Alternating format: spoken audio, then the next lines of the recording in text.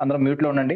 అవసరమైనప్పుడు sir అడిగినప్పుడే unmute చేసుకుని మాట్లాడదురు కానీ హ్యాండ్ రైజ్ చేసుకుని ఆప్షన్ వాడుకోండి. ఎందుకంటే మనం ఆల్రెడీ జూమ్ ఎటిక్వెట్స్ మంచిగా ఫాలో అవుతాం. సార్ కూడా తెలియాలి, వెంకటేష్ సార్ కూడా. Welcome to all. First of all Balakrishna sir, over to you. Okay, sir. Thank you. Happy evening to all the ladies and speakers. So, the only way to live in a happier life is to love and to be loved. So జీవితంలో మనం హ్యాపీగా ఉండాలంటే మనం ప్రేమించాలి, మనం ఇంకోటితో ప్రేమించబడాలి. అలానే the good human relations are not only give the great personal rewards, it also gives a good results in entrepreneurship. So మంచి హ్యూమన్ రిలేషన్స్ అనేవి మన జీవితంలో మనకి పర్సనల్‌గా రివార్డ్ ఇవ్వటమే కాదు, ఏ సంస్థ అయినా సరే ఆ సంస్థలో సక్సెస్ అవ్వటానికి, అభివృద్ధికి చాలా ఇంపార్టెంట్ హ్యూమన్ రిలేషన్స్. అయితే ఈ రోజుల్లో టెక్నాలజీ మారే కొంది, రోజులు మారే కొంది ఈ రిలేషన్స్ అనేవి కూడా మారిపోతూ ఉన్నాయి. ఒక 30 సంవత్సరాల క్రితం రిలేషన్స్ పోల్చుకుంటే ఇప్పుడు రిలేషన్స్‌కి చాలా తేడా ఉంది. అంటే కొన్నిసార్లు కాలంతో పాటు మనం కూడా మారాలి కానీ దానితో పాటు మన విలువలు కూడా మార్చుకోకూడదు. విలువలు తగ్గే విధంగా మనం మారకూడదు. మన విలువలు మనతోనే ఉండాలి. మనం కాలంతో పాటు అప్డేట్ అవుతూ ఉండాలి. కానీ వాస్తవానికి అలా లేదు. సో మన రిలేషన్స్ చాలా మారిపోతున్నాయి, దెబ్బతింటూ ఉన్నాయి. అయితే మనం ఇలాంటి మారిపోయే రిలేషన్స్‌ని ఎలా డెవలప్ చేసుకోవాలి, మంచి హ్యూమన్ రిలేషన్స్ ఎలా మెయింటైన్ చేయాలి అని మనకి ఈ విషయం గురించి చెప్పడానికి ఈరోజు మన ముందుకి ఒక అద్భుతమైన స్పీకర్ వస్తున్నారు. నిజంగా నేను ఫస్ట్ అనుకున్నాను హ్యూమన్ రిలేషన్స్ టాపిక్ అంటే ఎవరు చెప్పాలంట అని ఆలోచించినప్పుడు రియల్‌గా దానికి ఒక సూటబుల్ పర్సన్ ఈరోజు వచ్చే మన స్పీకర్. ఏంటంటే సారు పోలీస్ డిపార్ట్మెంట్‌లో పనిచేస్తున్నారు. 17 ఇయర్స్ నుంచి పోలీస్ డిపార్ట్మెంట్‌లో పనిచేస్తున్నారు. మేము ముందు చూసినప్పుడు సార్‌ని యాక్చువల్‌గా ఆయన పోలీస్ అనుకోలేదు. Way of talking, way of speaking with others. సహజంగా మన పోలీస్ డిపార్ట్మెంట్ అంటే రఫ్ అండ్ టఫ్‌గా ఉంటారని ఊహిస్తూ ఉంటాం. కానీ ఈయన సౌమ్యుడు, ప్రేమకి, ఓ మంచితనానికి మారుపేరు. సారు ఎంఏ పాలిటిక్స్ చేశారు. ఆ తర్వాత ఎల్ఎల్బీ చేశారు ఉస్మానియా యూనివర్సిటీ నుంచి. ఇప్పుడు ప్రెజెంట్‌గా కూడా ఎంఏ సైకాలజీ చేస్తున్నారు. అది ఉస్మానియా యూనివర్సిటీ నుంచి. అంతేకాదు ఇప్పుడు మనం జరుగుతున్న ఈపీఎస్ ఈ గ్రూపులు ఉన్నాయి కదా, వీటికి 5 బ్యాచ్‌లకి సారు మెంటర్‌గా పనిచేశారు. సో మనం అనుకున్నాం ఇది డిప్లొమా కోర్సు, దీని తర్వాత డిగ్రీ కోర్స్ ఉంది టీటీటీడబ్ల్యూఎస్ అని. అలాంటి టీటీటీడబ్ల్యూఎస్ కోర్సులకి 7 బ్యాచ్‌లకి సారు మెంటర్‌గా ఉన్నారు. అంతేకాదు మేము ఎంతో హ్యాపీగా, ప్రౌడ్‌గా చెప్పుకునే విషయం ఏందంటే మా 182 బ్యాచ్‌లో మేమందరం బాలాజీ గారు మేమందరం ట్రైనింగ్ అయ్యాం. మా బ్యాచ్‌కి సారే ఇన్‌చార్జ్ కూడా. సో అంతేకాదు sir 10 schools, orphanage and old age హోమ్స్‌కి ఎప్పుడు విజిట్ చేస్తూ ఉంటారు. సోషల్ సర్వీస్ చేయటం అనేది సార్ ప్యాషన్ అన్నమాట. అంతేకాదు సార్ ఆశయం కూడా ఏందంటే 1,00,000 మందికి స్ఫూర్తినివ్వాలని. ఆ సార్ ఎవరో కాదు వెంకటేష్ ప్రసాద్ గారు. సార్ మీ ఆశయం మనస్ఫూర్తి సిద్ధించాలని మనసా వాచా కర్మణ కోరుకుంటున్నాం సార్. మీ ఆశయం సిద్ధించాలని కోరుకుంటూ సో ఈరోజు మా ఈపీఎస్ బ్యాచ్‌కి మీకు మనస్ఫూర్తిగా ఆహ్వానం పలుకుతున్నాం sir. Welcome to sir and the digital dais is yours. Please welcome sir. Thank you. Thank you, sir. Thank you very much. Balakrishna sir, a great introduction. I love you, sir. ముందుగా నాకు జన్మనిచ్చిన మా తల్లిదండ్రులకు, నాకు విద్యా బుద్ధులు నేర్పిన గురువులకు, అలాగే నన్ను ఒక మొగ్గలాగా, ఒక విత్తులాగా ఈ యొక్క ఇంపాక్ట్ ఫౌండేషన్ లో జాయిన్ అయ్యి ఒక మొగ్గ నుంచి ఒక వృక్షంలాగా తీర్చిదిద్దిన మా గురువులు గంపా నాగేశ్వరరావు గారికి హృదయపూర్వక పాదాభివందనాలు. అలాగే మన స్ఫూర్తి ఫౌండర్, స్ఫూర్తి రథ సైనికుడు మన శ్యామ్ రాథోడ్ సార్ గారికి, అలాగే ప్రతి ఒక్క mentor, coordinator Ravikumar sir, Wadekar Lakshman sir, అలాగే హైమావతి మేడం, మిగతా మెంటర్స్ అందరికన్నా ముఖ్యంగా మీరు అంటే ఈ యొక్క శ్రోతలు, పార్టిసిపెంట్స్, మీరు లేకపోతే మేము లేము. మీరు యొక్క జూమ్ లో లేకపోతే మేము సెషన్ చెప్పడానికి లేము. మీరు జాయిన్ అయినందుకు సాయంత్రం కాగానే అందరికీ ఎన్నో బిజీగా ఉంటాయి. అమ్మలకైతే ఇంట్లో వర్క్స్ బిజీగా ఉంటాయి, సీరియల్స్ బిజీగా ఉంటారు, అయ్యలైతే ఇంకా బయట వర్క్ లో బిజీగా ఉంటారు. ఒక జూమ్ అనే ప్లాట్ఫామ్ లో జాయిన్ అయ్యి ఎంతో కొంత నేర్చుకోవాలని ఒక తపనతో వచ్చిన మీ అందరికీ హార్ట్లీ వెల్కమ్.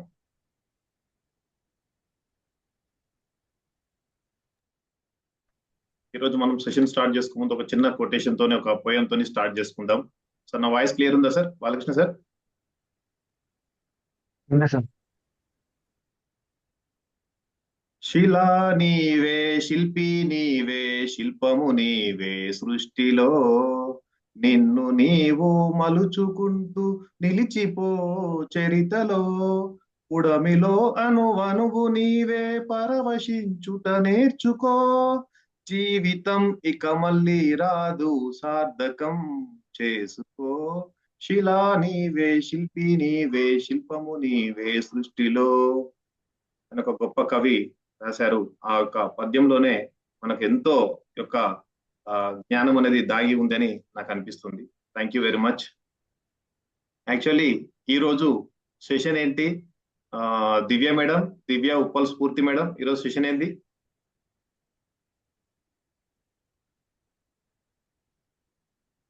ఎవరైనా చెప్పొచ్చు ఈరోజు సెషన్ పేరు ఏందరి? ఇది కృష్ణ సార్ చెప్తారా?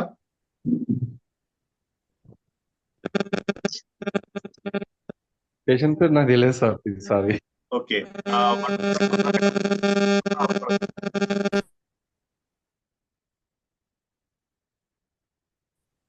స్వర్ణ అరుణ గారు హ్యాండ్ రైజ్ చేశారు. ఓకే, హ్యూమన్ రిలేషన్స్ చార్ట్ లో పెట్టారు. ఓకే, చార్ట్ లో పెట్టినా నో ప్రాబ్లం. అరుణ మేడం, మానవ సంబంధాలు అంటే ఏంది, హ్యూమన్ రిలేషన్స్ అంటే ఏంది, మీకు తెలిసిన ఏమైనా వర్డ్స్ ఉంటే చెప్పండి.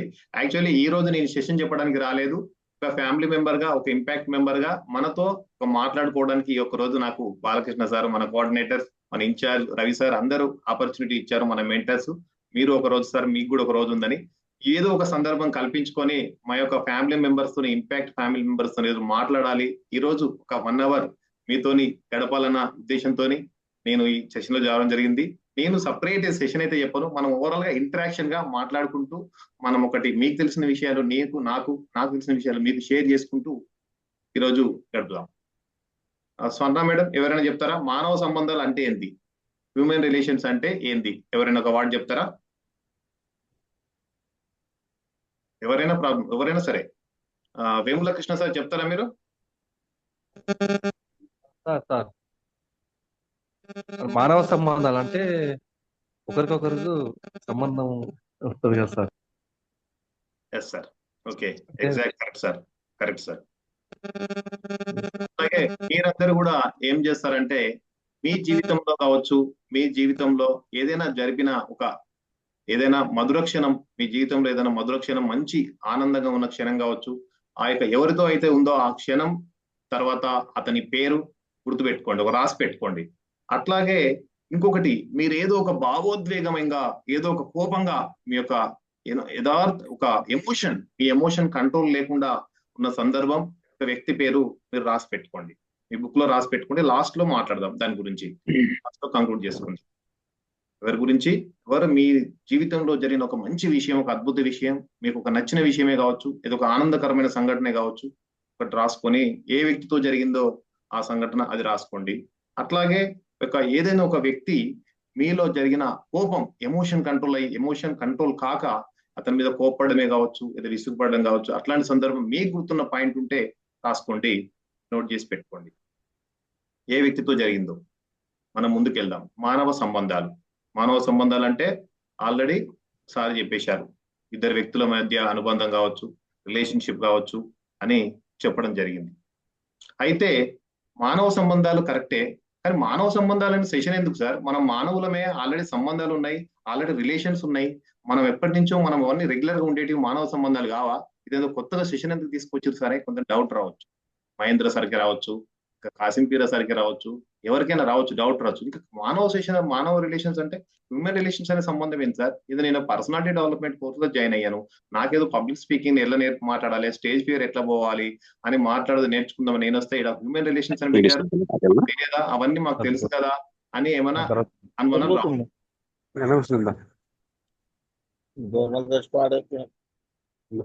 సార్ మ్యూట్ లో ఉండండి sir. Sivaramakrishna sir, Sriramakrishna sir.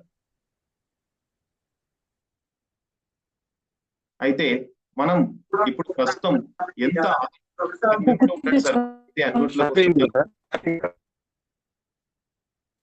Happy evening sir, మాట్లాడండి.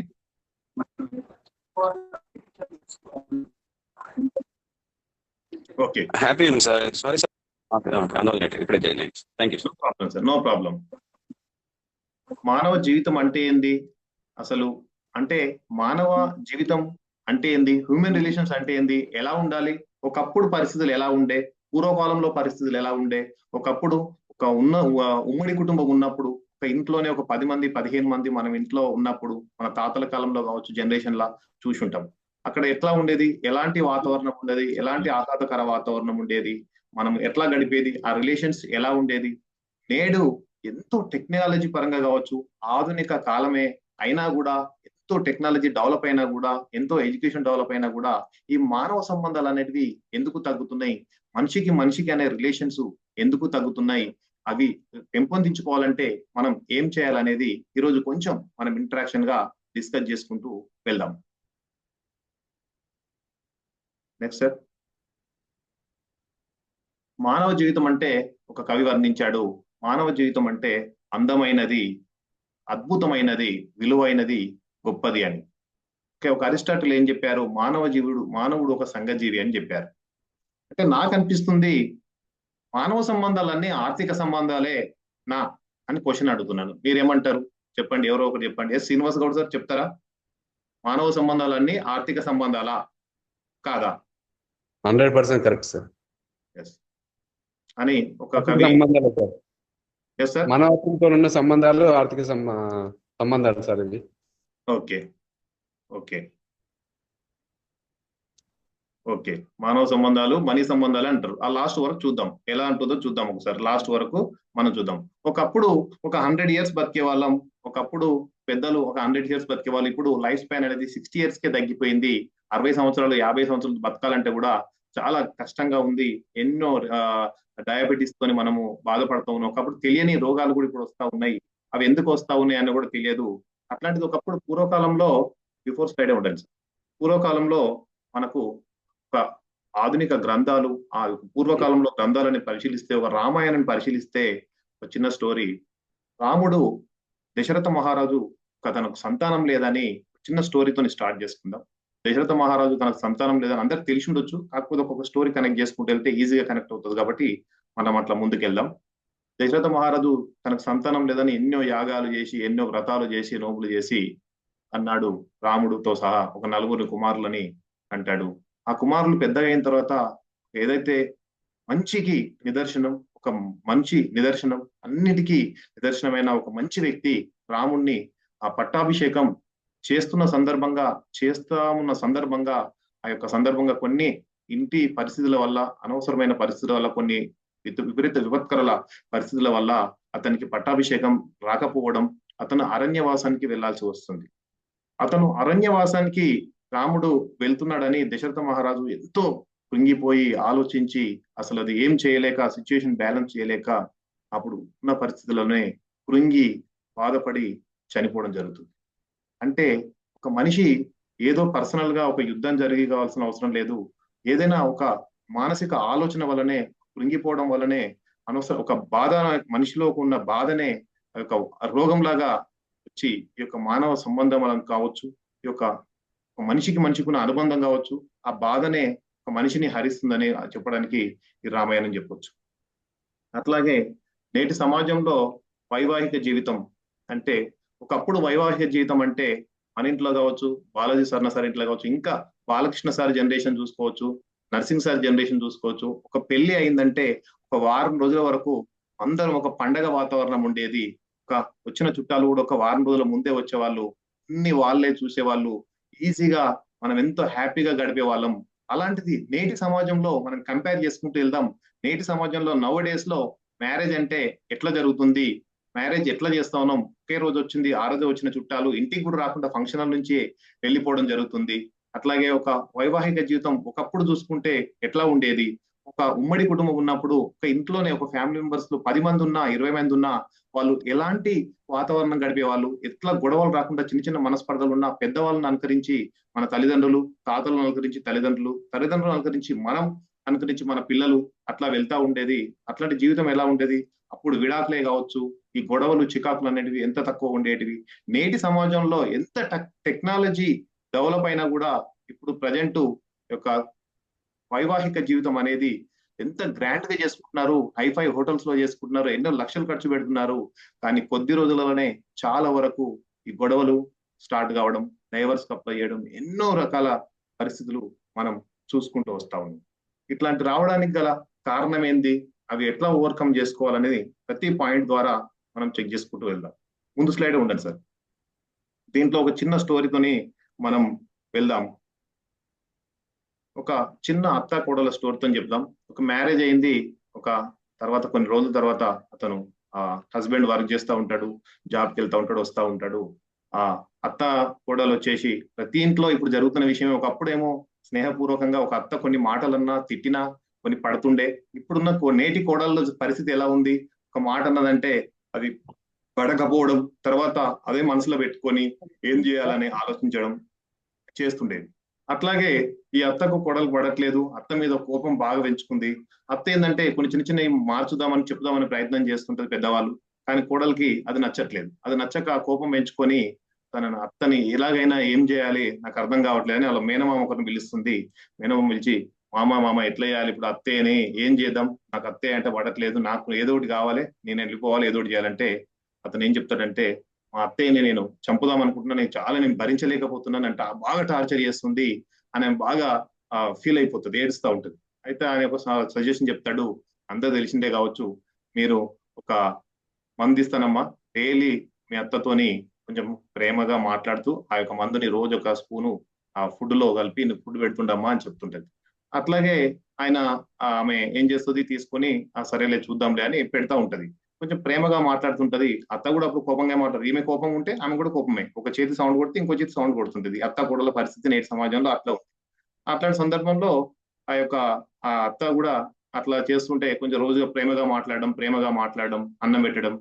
30 రోజులలో ఆమె కొన్ని మందులు తింటూ తింటూ ఆమె చనిపోతుంది అని చెప్పడం వల్ల ఆ కొన్ని రోజులు ఆ యొక్క మందులు పెట్టి ఆ అత్త ఏమైతుంది, కోపంగా మాట్లాడినప్పుడు ఈమె ప్రేమగా మాట్లాడుతూ ఉంటది. అత్తయ్య అది అత్తయ్య, తిన్నావా అత్తయ్య, తిను అత్తయ్య అని ప్రేమగా మాట్లాడుతుంది. నా కోడలేంటి ఇంత మంచిగా మాట్లాడుతుంది, నేనే తిడుతున్నా, నాదే తప్పు జరగవచ్చు అని ఆమె కూడా ప్రేమగా మాట్లాడడం. ఒక 30 days తర్వాత ఒక దగ్గరకు వస్తుంటుంది. అప్పుడు అరే నేను ఎంత ప్రేమగా ఉన్నాను, మళ్ళీ మా అత్తయ్యకి మందు పెట్టి మా మామయ్య యొక్క మందు ఇచ్చే కదా చనిపోతుందేమో అనే భయంతోనే మళ్ళీ మామయ్య దగ్గరికి ఫాస్ట్ గా అడుగుతుంది. అడిగి అక్కడ ఏమంటది, మామయ్య నేను అత్తయ్య ఏదో క్షమించి, నేను అసలు ఏదో వేరే విధంగా అనుకున్నాను, నేను మా అత్తయ్యకి ఎత్తైనా బతకాలి, ఏదైనా చేయి మామయ్య, నేను నాకు మంచిగా ఉన్నాం, మేము బాగుంటున్నాం అని చెప్తాడు. అంటే అప్పుడు అంటాడు, అవునమ్మా నేను పెట్టింది ఒక పరీక్ష పెట్టాను, నేను ఒక మంచి బలం కోసం మంది ఇచ్చాను, ఇది ఒక మత్తు మందు కాదు, చనిపోయే మందు కాదు, మీ యొక్క బంధాన్ని పెంచాలని ఒక మంది ఇచ్చానమ్మా అని చెప్తాడు. అట్లా అయితే ఆ తర్వాత అత్త కోడలు చాలా హ్యాపీగా జీవనం సాగిస్తూ ఉంటారు. అట్లాగే మ్యారేజ్ లైఫ్ అనేది ప్రజెంట్ ఎలా ఉంది అని చెప్పడానికి ఒక చిన్న స్టోరీ చెప్పుకోవడం జరిగింది. అట్లాగే నేటి సమాజంలో మ్యారేజెస్ ఎంత గ్రాండ్ గా జరుపుకుంటున్నా కానీ తర్వాత వైవాహిక జీవితం ఎందుకు కరెక్ట్ నిలవలేకపోతుంది, ఎందుకు గొడవలు వస్తా ఉన్నాయి, ఎవరు అంటే ఈ యొక్క ఆధునిక సమాజమే కావచ్చు, ఈ వైవాహిక జీవితమే కావచ్చు, ఎందుకు నిలవలేకపోతుంది అనడానికి ఇది ఒకటి. దాన్ని ఎట్లా పెంపొందించుకుందో నెక్స్ట్ స్లైడ్ చూసుకుందాం. నెక్స్ట్ స్లైడ్ చూసుకుంటే మనం ఒక ఫ్యామిలీతోని క్వాలిటీ ఫ్యామిలీ లైఫ్ అంటే మనం ఒక ఫ్యామిలీతోని ఎంత మంచి జీవితం అనేది మనం గడుపుతా ఉన్నాం, క్వాలిటీ లైఫ్ ఎంత గడుపుతా ఉన్నాం, పిల్లలతో ఎంత సమయం కేటాయిస్తా ఉన్నాం. ఈ ఒక ఆధునిక సమాజంలో అంత బిజీ షెడ్యూల్లో మనం అంతా ఈ వర్క్ మనీ అని మనీ మీద పడతా ఉన్నాం. మన సమాజం ఎటు పోతుంది, ఎటు సైడ్ వెళ్తుంది, మనీ సైడ్ వెళ్తుందా, అసలు ఎటు వెళ్తుంది, అసలు మనీనా పరిష్కారం సొసైటీలా మరి ఏంది? ఇప్పుడు ఇంతమందికి ఒకసారి అన్నారు మనీ పరిష్కారం సార్, మనీ సంబంధం మానవ సంబంధాలు ఏం లేవని చెప్పారు. అట్లాంటిది అదేనా మరి? మనీ ఉంటే ఎట్లా మరి? మనీతోనే సంబంధమా? మనీ ఒకటి ఉంటే చాలా, మానవ సంబంధాలు రిలేషన్స్ ఏం లేకున్నా పర్లేదా? ఏమంటారు? ఇప్పుడు ఒక కంక్లూజన్ కి వద్దాం. ఏమంటారు సార్, ఎవరైనా చెప్తారా? వడోదర సార్, ఇలురు చెప్పండి సార్. శ్రీరామ్ సార్ చెప్తారా? ఎవరో ఒకరు చెప్పండి, అన్మ్యూట్ చేసుకోగానే చాట్ లో కానీ మాట్లాడుతూ ఉండండి, మాట్లాడుకుంటూ వెళ్దాం. ఐలూరు శివరామకృష్ణ గారు. Okay sir, Ailuri Sivaramakrishna sir. Mahendra sir చెప్పండి. మనీ అనేది అసలు సొల్యూషన్ కాదు. మనీ అనేది ఎప్పుడు కూడా ప్రతి ఒక్కటి తెచ్చివ్వలేదు. ఇప్పుడు ఎన్ని కోట్లు ఉన్నా సరే ఒక మంచి ఫ్రెండ్ కానీ లేదా ఒక మంచి ఫ్యామిలీ కానీ లేనప్పుడు నీకు ఎన్ని కోట్లు ఉన్నా కూడా ఉపయోగం లేదు. ఇప్పుడు మనం సొసైటీలో చాలా చూస్తున్నాం. మా చాలా మంది డబ్బున్న వాళ్ళే, కోట్లు కూడా ఆస్తున్న వాళ్ళే డ్రగ్స్ స్కామ్ లోనో లేదంటే ఏదైనా కొత్త రకం స్కామ్ లోనే ఉంటున్నారు.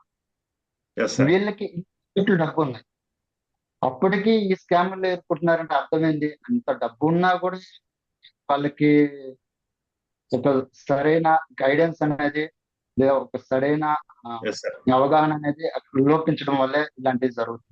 Thank you sir, thank you. Next మళ్ళీ ఇంటరాక్షన్ అవుదాం. జస్ట్ క్వశ్చన్ టు ఆన్సర్ లాగా వెళ్దాం, టైం లేదు కాబట్టి. అయితే ఒక స్టోరీ, Okay. చిన్న స్టోరీ చెప్పుకుందాం. ఒక పాప స్కూల్కి వస్తుంది. ఆ రోజు రోజులాగానే స్కూల్కి వస్తుంది. ఆ రోజు కొంచెం లేట్ అయింది, 1/2 అవర్ 1 అవర్ లేట్ అయింది. లేట్ కావడం వల్ల ఏమైందమ్మా అని ప్రిన్సిపల్ అడుగుతాడు. ఏమైందమ్మా పాప, మరి లేట్గా వచ్చావు ఎందుకు కాలేజీగా స్కూల్కి అని అడుగుతాడు. అంటే సార్ బస్ మిస్ అయింది సార్ అని చెప్తుంది. బస్ ఎందుకు మిస్ చేసుకున్నావమ్మా, మరి ఎట్లా వచ్చావంటే మా డాడీ డ్రాప్ చేశారు సార్ అని చెప్తుంది. అంటే బస్సును ఎందుకు మిస్ చేసుకున్నావమ్మా అని ఆ ప్రిన్సిపల్, ఆ స్కూల్ ప్రిన్సిపల్ అడుగుతాడు. అంటే నేనే కావాలనే మిస్ చేసుకున్నాను సార్ అంటాడు. ఆయన షాక్ అవుతాడు. ఎందుకు కావాలనే ఎందుకు మిస్ చేసుకుంటుంది, కావాలనే బస్సు ఎందుకు మిస్ చేసుకుంటుంది అంటే అతను అనుకుంటాడు, మా డాడీని నేను చాలా మిస్ అవుతున్నాను సార్. డాడీ వర్క్ లో బిజీ ఉండి, జాబ్ లో బిజీ ఉండి నాతో గడపలేకపోతున్నారు. మమ్మీ బిజీ ఉండి, మమ్మీ జాబ్ లో, డాడీ జాబ్ లో ఉండడం వల్ల కనీసం ఈ సందర్భంగా నన్ను కనీసం ఆ స్కూల్ నుంచి, ఆ స్కూల్ వరకు, ఇంటి నుంచి స్కూల్ వరకు నా 10 minutes అన్న డాడీతో మాట్లాడే అవకాశం దక్కుతుందేమో సార్. అందుకే నేను ఈ యొక్క స్కూల్ బస్సును మిస్ చేసుకొని ఈరోజు నేను మా డాడీతో గడపడానికి ఆ ప్రోగ్రామ్ ప్లాన్ చేసుకున్నాను సార్ అని చెప్తుంది.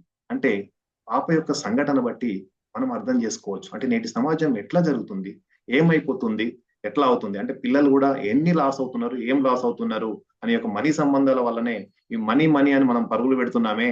మరి యొక్క మానవ సంబంధాలు తగ్గుతున్నాయి కదా, పిల్లలను మనం తగ్గిస్తున్నాం కదా, పిల్లలకు మనం నేర్పించేది జరుగుతుంది కదా. దీన్ని ఎట్లా మనం ఓవర్కమ్ చేయాలనేది నెక్స్ట్ మనం తెలుసుకుందాం. మనం పిల్లలు కూడా ఎంత డిప్రెషన్ లో ఆలోచిస్తున్నారో దీనికి మనం నిదర్శనంగా చూసుకోవచ్చు. మనం నెక్స్ట్ స్లైడ్ చూసుకుంటే, విజయ్ సార్, మనం నేటి సమాజంలో ఎంతో ఎడ్యుకేషన్, ఒకప్పుడు చూసుకుంటే ఒక విలేజ్ లో ఒక డిగ్రీ చేసిన వాళ్ళు, ఒక ఇంటర్ చేసిన వాళ్ళు, పీజీ చేసిన వాళ్ళు ఉండకపోయే వాళ్ళు. నార్మల్ గా ఎక్కువ అగ్రికల్చర్ మీద మన భారతదేశం నిలబడింది. మన భారతదేశం ఒక అభివృద్ధి చెందుతున్న దేశమే. మన భారతదేశం ఎన్నో 140 కోట్ల జనాభాతో ఉన్న దేశమే. కానీ మనం ఎంతో ఎడ్యుకేషన్ లో చాలా డెవలప్ అవుతా ఉన్నాం. ఒకప్పుడుతో ఇప్పుడు చూసుకుంటే ఎన్నో స్కూల్స్ వచ్చాయి, ఎన్నో అవకాశాలు వచ్చాయి. ఒకప్పుడే అవకాశాల కన్నా ఇప్పుడు ఎక్కువ అవకాశాలు ఉన్నాయి చదవుకోవడానికైనా. ఇవన్నిటికీ మన గవర్నమెంట్ కూడా మనకు ప్రొవైడ్ చేస్తుంది.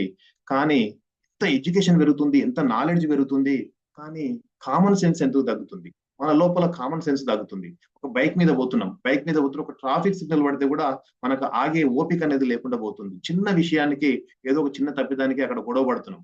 ఆఫీస్కి వెళ్ళేది వదిలిపేసి ఆ చిన్న విషయానికి, ఒక చిన్న బైక్ ఏదో తాకిందనో, ఏదో అనవసరంగా జరిగిన దాని గురించి మనం బాధపడుకుంటూ అదే ఆలోచిస్తా ఉన్నాం, గొడవలు పడతా ఉన్నాం. ఎందుకు ఈ కామన్ సెన్స్ తగ్గుతుంది?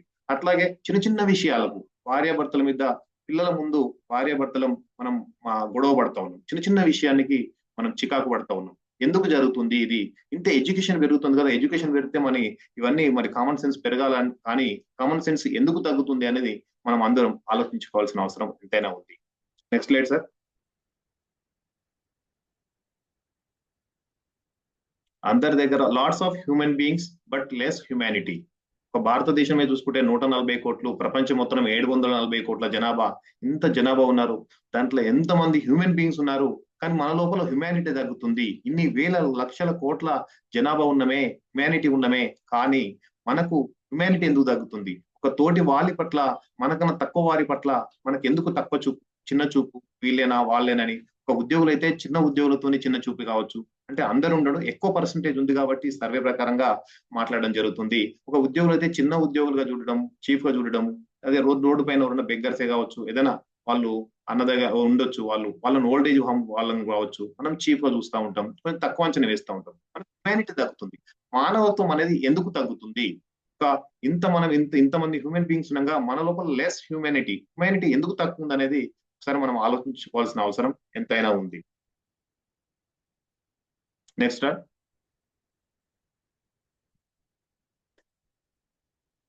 నవీ డేస్ లో జరుగుతున్నదైతే ఇదే అనుకుంటున్నాను. మా నేటి సమాజంలో మాత్రం lots of friends on social media but no friends in real life.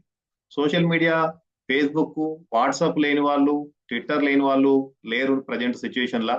ఎంతో మంది ప్రతిరోజు వాట్సాప్ లోనే మాట్లాడుకుంటున్నాం. ఇంటికి వస్తప్పుడు, ఆఫీస్ లో ఉన్నప్పుడు, ఎక్కడున్నా ఈ సోషల్ మీడియాలో వాట్సాప్, ఫేస్బుక్, ట్విట్టర్, యూట్యూబ్ ఇవన్నిటిలో వేల మంది ముక్కు ముఖం తెలియని వాళ్ళు కూడా ఫ్రెండ్స్ అవుతున్నారు. రీసెంట్ గా నేను ఒక సంఘటన చూశాను. ఒక బీటెక్ అమ్మాయి వాట్సాప్ లో ఇక్కడ ఫేస్బుక్ లో పరిచయం అయ్యింది ఒక అబ్బాయి. ఆ కావడం వల్ల అసలు అతను ఎవరో తెలియదు, ఎట్లా తెలియదు. వాళ్ళు లాస్ట్ కు మ్యారేజెస్ చేసుకోవడం దగ్గర దాకా వచ్చి అతను చీట్ చేసి మోసం చేసిండని వచ్చి కేసు పెట్టడం జరిగింది. లాస్ట్ లో ఈ వాట్సాప్ లో, ఫేస్బుక్ లో పరిచయం అయ్యి వాళ్ళ ముక్కు ముఖం తెలియకుండా అనవసరంగా ఆకర్షితులయ్యి ఆ యొక్క వాళ్ళు అనవసరంగా మోసాలకు ఎంతో మంది అమ్మాయిలు బలైపోతున్నారు. చాలా మంది ఇవన్నీ మనం రెగ్యులర్ గా చూస్తా ఉన్నాం. కానీ వీటిని ఎంతవరకు వాడుకోవాలి, మంచి కోసమే వాడుకోవాలి. కానీ ఈ యొక్క సోషల్ మీడియా ఫ్రెండ్స్ తగ్గించుకొని రియల్ లైఫ్ ఫ్రెండ్స్, ఒకప్పుడు చిన్నప్పుడు ఆరు బయట మనం అందరం కూర్చునే వాళ్ళం, చిన్న చిన్న గేమ్స్ ఆడేవాళ్ళం. మన విలేజ్ బ్యాక్గ్రౌండ్ చూసుకుంటే విలేజెస్ లో మొత్తం ఒక సాయంత్రం వేళల్లో మంచి వాతావరణం, మాట్లాడుకుంటూ కబుర్లు చెప్పుకుంటూ ఉండేవాళ్ళం. అలాంటిది ఇప్పుడు రియల్ లైఫ్ లో ఫ్రెండ్సే లేకుండా ఈ సోషల్ మీడియాతోనే గడుపుతా ఉన్నాం. నేను ఒక చిన్న ఎగ్జాంపుల్, రీసెంట్ గా 2 days బ్యాకే మా బాబు వాళ్ళ స్కూల్ నుంచి ఎక్స్కర్షన్ తీసుకెళ్లారు. నైట్ 7 o'clock బస్ వస్తాయంటే అక్కడ బస్ దగ్గర వెయిట్ చేశాం. ఒక 200-300 పీపుల్ అందరూ 500 దాకా వచ్చి పిల్లలను పికప్ చేసుకుందామని వచ్చారు. అక్కడ ఏం జరిగిందంటే అసలు కరెంట్ పోయింది, అప్పుడే పవర్ పోయింది. నేను కూడా అక్కడే నిలబడ్డాను, వెయిట్ చేస్తున్నాను. 1/2 hour అవుతుంది, 1/2 hour లేట్ అవుతుంది సార్ బస్ అని మెసేజ్ రావడం జరిగింది. అప్పుడు చాలా మంది 500 మెంబర్స్ దాకా స్కూల్ పరిసరాల ప్రాంతాలు మొత్తం ఉన్నారు. కానీ ఒక్కరు కూడా ఒకరితో మాట్లాడుకోవట్లేదు. నేను అసలు వీడియో, ఫోటో కూడా తీసి పెట్టుకున్నాను. అందరు ఫోన్ లోనే, పవర్ పోయింది, ప్రతి ఒక్కరు ఫోన్ లోనే మాట్లాడుకుంటారు, ఫోన్ లోనే చూసుకుంటారు. వాట్సాప్, ఫేస్బుక్, తర్వాత ఫోన్ లో మాట్లాడుకునే తప్ప ఒకరికొకరు పరిచయం అనేది, కనీసం ఒక్కరు కూడా మాట్లాడుకోవడం అనేది అక్కడ జరగలేదు. అంటే నేటి సమాజం ఏమైపోతుంది, ఎట్లా జరుగుతుంది, ఎట్లాంటి సిచ్యువేషన్ లో ఉంది, ఈ యొక్క మాయాదారి ఈ యొక్క సెల్ ఫోన్ వచ్చిన తర్వాత, ఈ యొక్క సోషల్ మీడియా డెవలప్ అయిన తర్వాత మానవ హ్యూమన్ రిలేషన్స్ ఎట్లా తగ్గుతున్నాయి, ఎందుకు తగ్గుతున్నాయి అనే దానికి ఒకటి ఎగ్జాంపుల్, నిదర్శనం లాగా అనిపించింది. అందుకే ఒక చిన్న అమ్మాయి అక్కడ ఒంటరిగా కూర్చున్న సందర్భం అక్కడ పెట్టడం జరిగింది. రియల్ లైఫ్ లో ఫ్రెండ్స్ పెంచుకుందాం, మనం ఆరోగ్యాన్ని కాపాడుకుందాం. రియల్ లైఫ్ మార్నింగ్ ఫ్రెండ్స్ పెంచుకుందాం, ఈవినింగ్ ఫ్రెండ్స్ తగ్గించుకుందాం. మార్నింగ్ ఫ్రెండ్స్ పెంచుకోవడం వల్ల మనకు ఆరోగ్యం పెరుగుతుంది, ఆహ్లాదకరంగా మాట్లాడుకోవచ్చు అట్లాంటిది. కాబట్టి మనం ఈ యొక్క రియల్ లైఫ్ లో ఫ్రెండ్స్ పెంచుకోవడానికి ప్రయత్నం చేద్దాం. High income but less peace of mind. అంటే ఈరోజు ఇన్కమ్ చాలా మందికి కొన్ని లక్షలలో జీతాలు ఉంటుంది, ఎక్కువ జీతాలు ఉంటుంది. కానీ ఇంట్లోకి వచ్చేసరికి ఎక్కువ డబ్బులు కూడా తన దగ్గర ఉంటున్నాయి ఒకప్పటితో పోల్చుకుంటే. కానీ లెస్ పీస్ ఆఫ్ మైండ్, తక్కువ పీస్ ఆఫ్ మైండ్ ఇప్పుడు ప్రజెంట్ ఉంటుంది. ఎందుకనేది మనం ఆలోచించుకోవాలి. ఇంట్లోకి రాగానే మనం ఏదో ఆఫీస్కి వెళ్ళి వస్తాం, ఇంట్లో చికాకులు, ఇంట్లో ఉన్న వైఫ్ అండ్ హస్బెండ్సే కావచ్చు, చిన్న చిన్న వాటికి చికాకులు, అవసరం లేని వాటికి, అనవసరం లేని వాటికి, కొన్ని చిన్న చిన్న వాటికి కూడా ఈ చికాకులు మనము ఈ యొక్క చిన్న చిన్న దానికి పెద్దగా తీసుకొని సీరియస్ కావడము, ఆఫీస్ లో ఉన్న టెన్షన్స్ అన్ని తీసుకెళ్లి ఆఫీస్ లో బాస్ కు, ఇంటికి వెళ్ళేటప్పుడు, ఇంటి నుంచి ఆఫీస్కి వెళ్ళేటప్పుడు కొంచెం టైం ఫంక్షన్ అవి పాటించక కొంచెం లేట్ గా వెళ్ళడము, ఆ లేట్ గా వెళ్ళడం వల్ల ఆఫీస్ లో చికాకులు అవి, దాని తర్వాత ఆఫీస్ లో పొద్దున్న నుంచి జరిగినవన్నీ మోసుకొచ్చి ఇంట్లో విషయాలు, ఆఫీస్ లో విషయాలు ఇంట్లో అయ్యడం వల్ల ఈ యొక్క డిస్టర్బెన్స్ అయ్యి పీస్ ఆఫ్ మైండ్ అనేది లేకుండా పోతుంది ప్రజెంట్ జనరేషన్ కి. ఈ పీస్ ఆఫ్ మైండ్ చేసుకోవాలంటే ఏం చేయాలి? ఎప్పటి పనులు అప్పుడే చేయాలి, ఎక్కడి వస్తువులు అక్కడే పెట్టాలి, ఎప్పటి పనులు ఎక్కడి మాటలు అక్కడే వదిలేయాలి. ఆఫీస్ లో పని చేసినావా ఆఫీస్ లోనే ఉండాలి, అక్కడే వదిలేసేయాలి. ఇంటికి వచ్చినావా ఇంట్లోనే పిల్లలతోనే గడపాలి. ఈ పీస్ ఆఫ్ మైండ్ ఉండడానికి మనం యోగా, మెడిటేషన్ లాంటివి కావచ్చు, పిల్లలతో ఎక్కువ గడపడం కావచ్చు. అంటే ఎక్కువ డబ్బు పెరిగేసరికి కూడా అహంకారం, మదం మన లోపల పెరగడమే కావచ్చు. ఈ పీస్ ఆఫ్ మైండ్ అనేది తగ్గుతుంది. అంటే మనం ఇన్కమ్, డబ్బు గురించే ఆలోచిస్తున్నాం తప్పితే పీస్ ఆఫ్ మైండ్ గురించి మనం ఎందుకు ఆలోచిస్తలేము అనేది దానికి చిన్న ఎగ్జాంపుల్ పెట్టుకోవడం జరిగింది. నెక్స్ట్.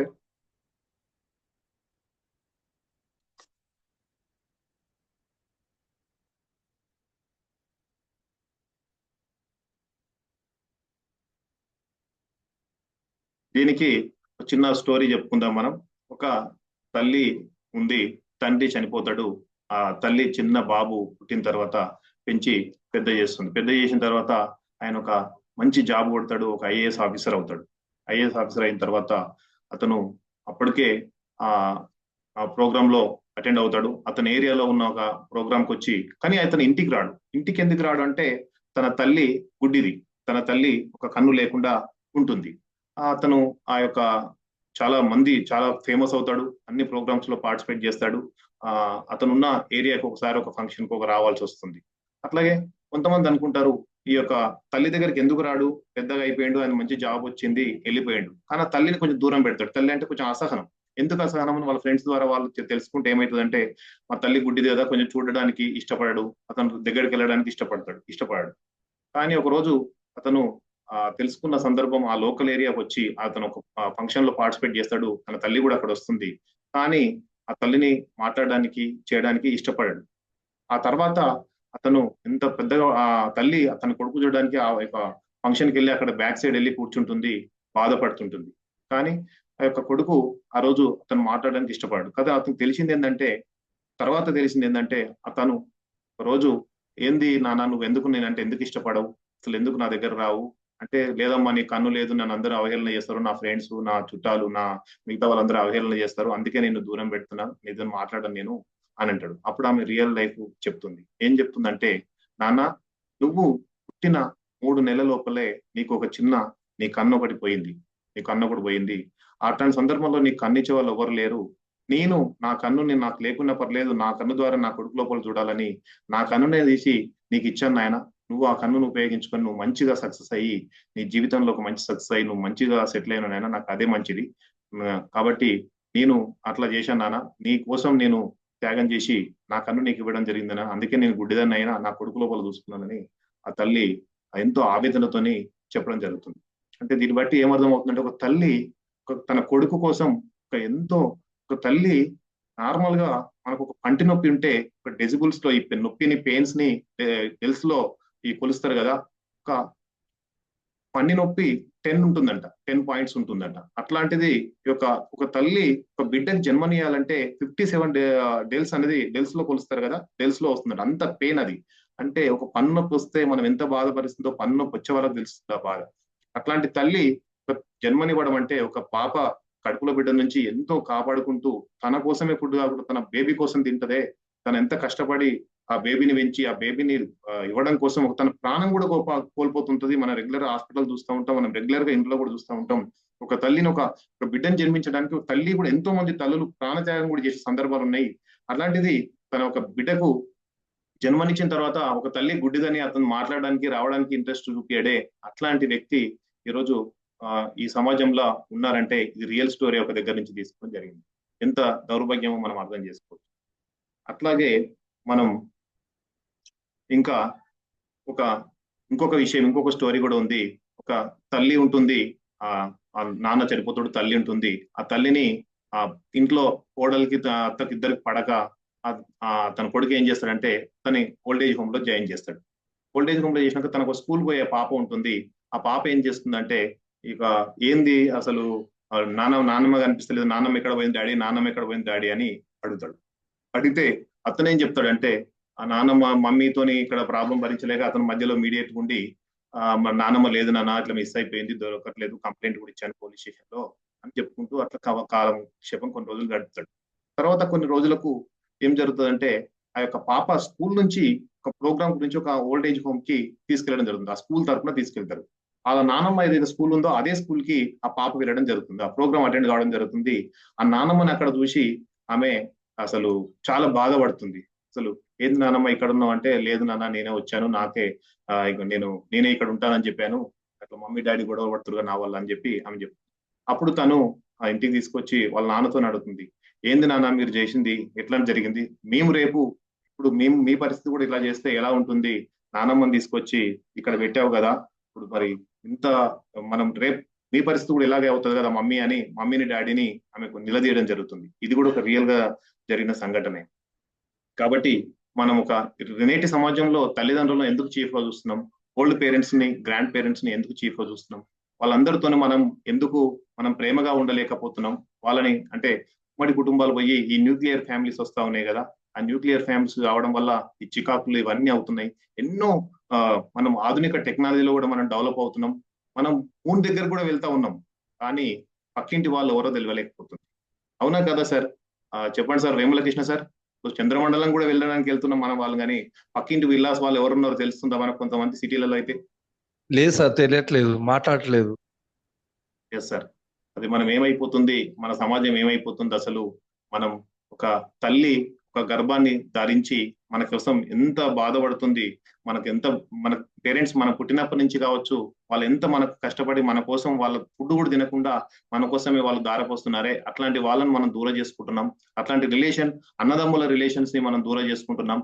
చిన్నప్పుడంట మనకు ఒక గురువు గారు చెప్పారు, ఆ చెట్లు దూరం దూరం పెట్టిన చెట్లు చిన్న మొక్కలు పెడతాం కదా, ఆ మొక్కలు పెద్దగా అయిన తర్వాత కొన్ని ఆ వేర్ల రూపంలో కావచ్చు వృక్షంగా మరి దగ్గర అవుతున్నాయంట. కానీ నేటి సమాజంలో మనం అన్నదమ్ములుగా బ్లడ్ రిలేషన్ గా పుట్టుతున్నాం, ఒకే దగ్గర పుడుతున్నాం, ఒకే ఇంట్లో పుడుతున్నాం, ఉంటున్నాం. కానీ పెద్దగా అయిన తర్వాత దూరం అయిపోతున్నామంట, మనుషులు దూరం అయిపోతున్నాయంట, మనుషులు దూరం అయిపోతున్నారంట. అదే ఒక వృక్షాలకున్న జ్ఞానం కూడా మనకు లేకుండా పోతుంది, కానీ జంతువులకున్న జ్ఞానం కూడా మనకు లేకుండా పోతుంది. ఒక మానవుడు అంటే గ్రేటు, ఒక మానవుడు అంటే మిగతా అన్ని లక్షల కోట్ల జీవరాశుల కన్నా అన్నిటికన్నా లేనిది ఒకటి ఉంది మానవునికి.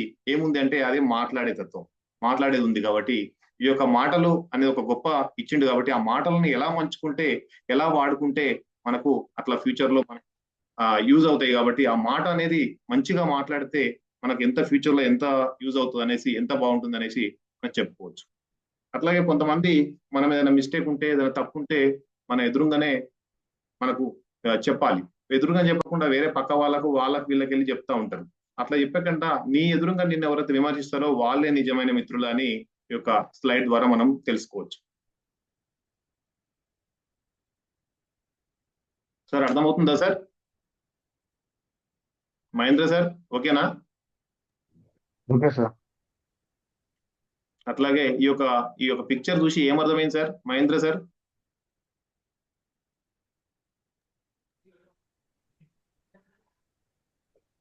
కాళ్ళు చేతులు ఉన్న వ్యక్తి కష్టపడి పని చేయకుండా అడుగుతుంటే,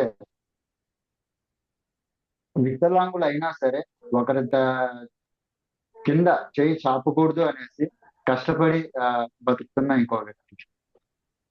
ఓకే సార్. ఇంకా ఎవరు చెప్తారు? వీడియో ఆన్ చేసుకున్నారు కాబట్టి అడగడానికి వేముల కృష్ణ సార్, మీరు చెప్తారా సార్ ఏమర్థమైందో? సార్ అతను కింద కూర్చున్నవాడు నాతో అడకదింటున్నట్టున్నాడు సార్. అతను అంటే ఏది ఆలోచన లేకుండా ఇతడు కష్టపడి పైకి వచ్చి ఇండ్లు కాళ్ళు కానీ కొన్నట్టు అనిపిస్తుంది. Okay sir, real correct sir. అయితే ఇది ఒకటి మైండ్ సెట్. ఇతని మైండ్ సెట్ ఏం ఫీల్ అవుతున్నాడు? ఇతను లెఫ్ట్ సైడ్ ఉన్న అతను, నాకు కాళ్ళు లేవు కదా, నేనేం చేస్తే నేను అడుక్కోవాలి అంతే. ఆయన మైండ్ సెట్ అట్లా ఆలోచిస్తుండు, నేను అడుక్కోవాలి అంతే, ఆయన నేనేం చేయలేను, నేను ఇంకా వేరే ఏం సాధించలేను, ఏదైనా ఏ పని చేయడానికి ఇష్టపడదు. అతని మైండ్ సెట్ అలా ఉంది. ఇంకొక అతని మైండ్ సెట్ ఎలా ఉంది? అతను చేతులు లేకపోయినా సరే ఏదో ఇది చేసి బతకాలని అతను ఏం చేస్తాడు? ఒక గౌరవమైన, అంటే గౌరవం అడుక్కోవడం కాదు, నేను ఏదైనా గౌరవప్రదంగా నేను కష్టపడతాను, నేను ఏదైనా సాధిస్తాను, నేను ఏదైనా నా వర్క్ చేసుకొని నేను ఒకని నిజాయితీగా నేను బతుకుతాను, ఒక గౌరవంగా బతుకుతాను, ఒక వాడితోని అతను ఏం చేస్తాడంటే వర్క్ చేసుకుంటూ వెళ్తుంది. ఆ దృష్టం మనకు కనిపిస్తుంది. అంటే నేటి సమాజం కూడా ఎలాగ ఆలోచిస్తే, మన మైండ్ సెట్ అనేది ఎట్లా ఆలోచిస్తే మనం అట్లా తయారవుతాం. కాబట్టి మనం పెట్టుకునే మైండ్ సెట్ కూడా దీనికి ఒక ఎగ్జాంపుల్ గా కూడా మనం తీసుకోవచ్చు. Next sir. ఈ యొక్క పిక్చర్ చూసి ఏమర్థమైంది sir? Sravani madam, ASR Nagar, ICI ASR Nagar, Sravani madam చెప్పండి. ఈ పిక్చర్ చూశారు కదా, ఏమైనా అర్థమైందా? జస్ట్ పిక్చర్స్ తోనే ముందుకెళ్తా ఉన్నాం, మనం మ్యాటర్ తక్కువ ఉంది.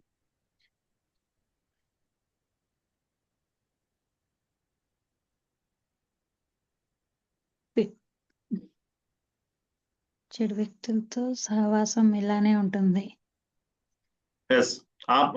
ఫ్రూట్స్ అది చదవడం కాకుండా ఈ ఫ్రూట్స్ చూశారు కదా, ఏం కనిపిస్తున్నాయి? ఏం ఫ్రూట్స్ కనిపిస్తున్నాయి? అదే సార్, అది ఫంగస్ పట్టేసేయి, రెండు ఫ్రూట్స్ కుళ్ళిపోయి ఫంగస్ పట్టేసేయి.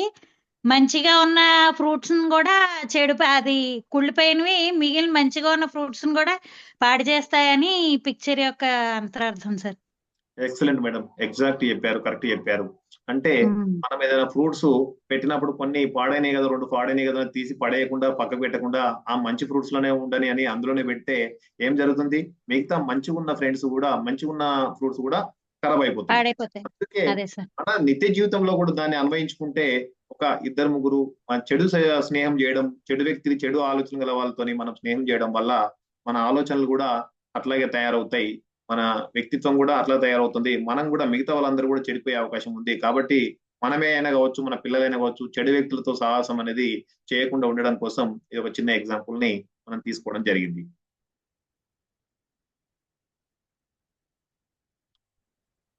Next sir. దీనికన్నా ముందు ఒక చిన్న ఇది దీని చూసి ఏమర్థమవుతుంది, ఇంకెవరు చెప్తారు? వడోదర స్వర్ణ మేడం చెప్పండి, ఇదేమన్నా అర్థమవుతుందా ఈ యొక్క పిక్చర్ చూసి?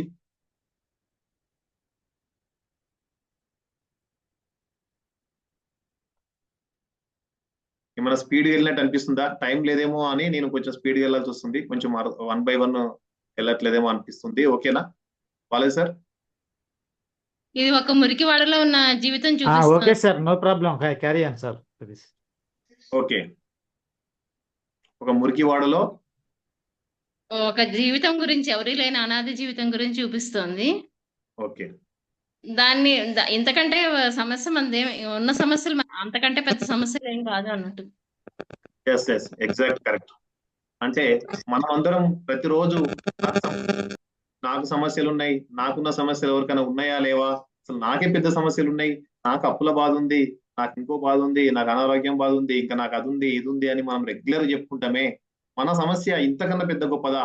వాళ్ళు ఎంత బాధపడి, ఎంత వాళ్ళు మురిగిలో కూడా వాళ్ళు ఎంత ఇట్లాంటి ఇబ్బంది పడతా ఉన్నారు అని చెప్పడానికి ఈ యొక్క స్లైడ్ మనకు ఉపయోగపడుతుంది. అట్లాగే ఒక చిన్న స్టోరీ మనం చెప్పుకుందాం. మనకు ఒక అతను ఒక అరబ్ షేక్ ఒక ప్యాలెస్ లో నుంచి చూస్తా ఉంటే ఒక చిన్న చెత్త కుప్ప, ఒక సిటీ పరిసర ఒక ప్రాంతంలో ఒక చిన్న చెత్త కుప్పలాగా పెద్ద చెత్త బండి, అంత చెత్త చెదారం, అక్కడ ఫుడ్ అంతా పడేసిపోతారు కదా, వాళ్ళందరూ పడేసిపోయిన సందర్భం ఉంటుంది. అక్కడ ఆ చెత్త ఆ ఫుడ్ లో ఒక అతను ఒక చెత్త కాగితాలు ఏరుకుని ఒక అతను వచ్చి ఆ ఫుడ్ ను ఏరుకొని కొంచెం మంచి మంచి ఫుడ్ తీసుకొని అక్కడ తినడం జరుగుతుంది. ఆ తింటుంటే వేరే వాళ్ళు ఒకరు చూస్తారు. వేరే వాళ్ళు ఎవరు చూస్తారంటే, అప్పుడే ఒక చిన్న యాక్సిడెంట్ అయ్యి ఒక కార్ లో వెళ్తా ఉంటే అతను యాక్సిడెంట్ అయ్యి హాస్పిటల్ తీసుకెళ్తాడు. అతను ఏమనుకుంటాడంటే, అతని కన్నా నేను బెస్టే కదా అతను అనుకుంటాడు. అంటే నేను ఆ అరబ్ షేక్ ఏమనుకుంటాడు, నేను ఈ యొక్క చెత్త దగ్గర ఫుడ్ తింటున్నాడు ఆ అబ్బాయి కన్నా నేను గ్రేట్ కదా, నేను మంచిగానే జీవితం గడుపుతున్నా, మంచి ఫుడ్ ఉంది, నేను మంచి ఇంట్లో ఉన్నా కానీ అతను ఫీల్ అవుతాడు. అతని తర్వాత ఈ యొక్క చెత్తలో ఫుడ్ తినే వ్యక్తి, ఆ చిన్న బాబు ఏమనుకుంటాడంటే, యాక్సిడెంట్ అయ్యి హాస్పిటల్ పోతుండు కదా, అతని కన్నా నేను ఈ చెత్త ఏరుకొని చెత్తలో తిని ఫుడ్ తిన్నా కూడా నేను గ్రేట్ కదా అతని కల్లా అని అతను ఫీల్ అవుతాడు. అతను వెళ్ళి అంబులెన్స్ అనేది వెళ్తా ఉంటది, ఆ హాస్పిటల్లో జాయిన్ చేయడానికి లోపలికి తీసుకెళ్తా ఉంటారు. కాళ్ళు చేతులు విరిగిపోతాయి, లోపల తీసుకెళ్తా ఉంటారు, రక్తస్రావం గారిపోతుంటది. ఆ లోపల నుంచి ఒక డెడ్ బాడీ తీసుకొని బయటకు వస్తా ఉంటారు. అతను ఏం ఫీల్ అవుతాడంటే, ఆ డెడ్ బాడీని చూసి, అంటే నేను కొంచెం కాళ్ళు చేతులు విరిగిపోయినా, రక్తస్రావం అయినా ఆ ఒక డెడ్ బాడీ ఆపోజిట్ వెళ్తుంది, ఆ డెడ్ బాడీ కన్నా నేను బెటర్ కదా అని అనిపిస్తుంది.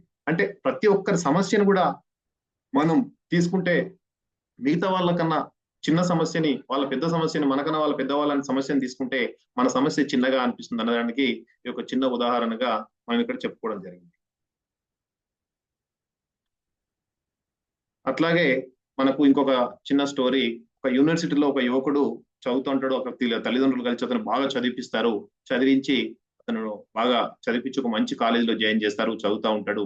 చదివి ఒక రోజు వచ్చి ఇంటికి వచ్చినప్పుడు వాళ్ళ డాడీతోని గొడవ పడతాడు. వాళ్ళ డాడీ ఎవరంటే బాలకృష్ణ సరే కావచ్చు, బాలకృష్ణ సార్ కాదు, ఇంకా వేరే వాళ్ళు ఎవరో అనుకోవచ్చు.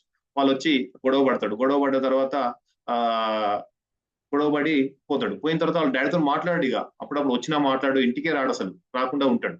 ఆ ఉన్న సందర్భంలో కొన్ని రోజులు వాళ్ళ తల్లి వెళ్తుంది. వాళ్ళ తల్లి కూడా వెళ్ళి అతన్ని బతిమిలాడి, నాన్న ఇంటికి రానా, నువ్వు రానన్నా అంటే, నేను రాను మమ్మీ, అసలు రాను, నన్ను డాడీ తిట్టాడు, నేను రానని అదే పట్టుదలతోని అదే మంకుతోని అతను ఉంటాడు.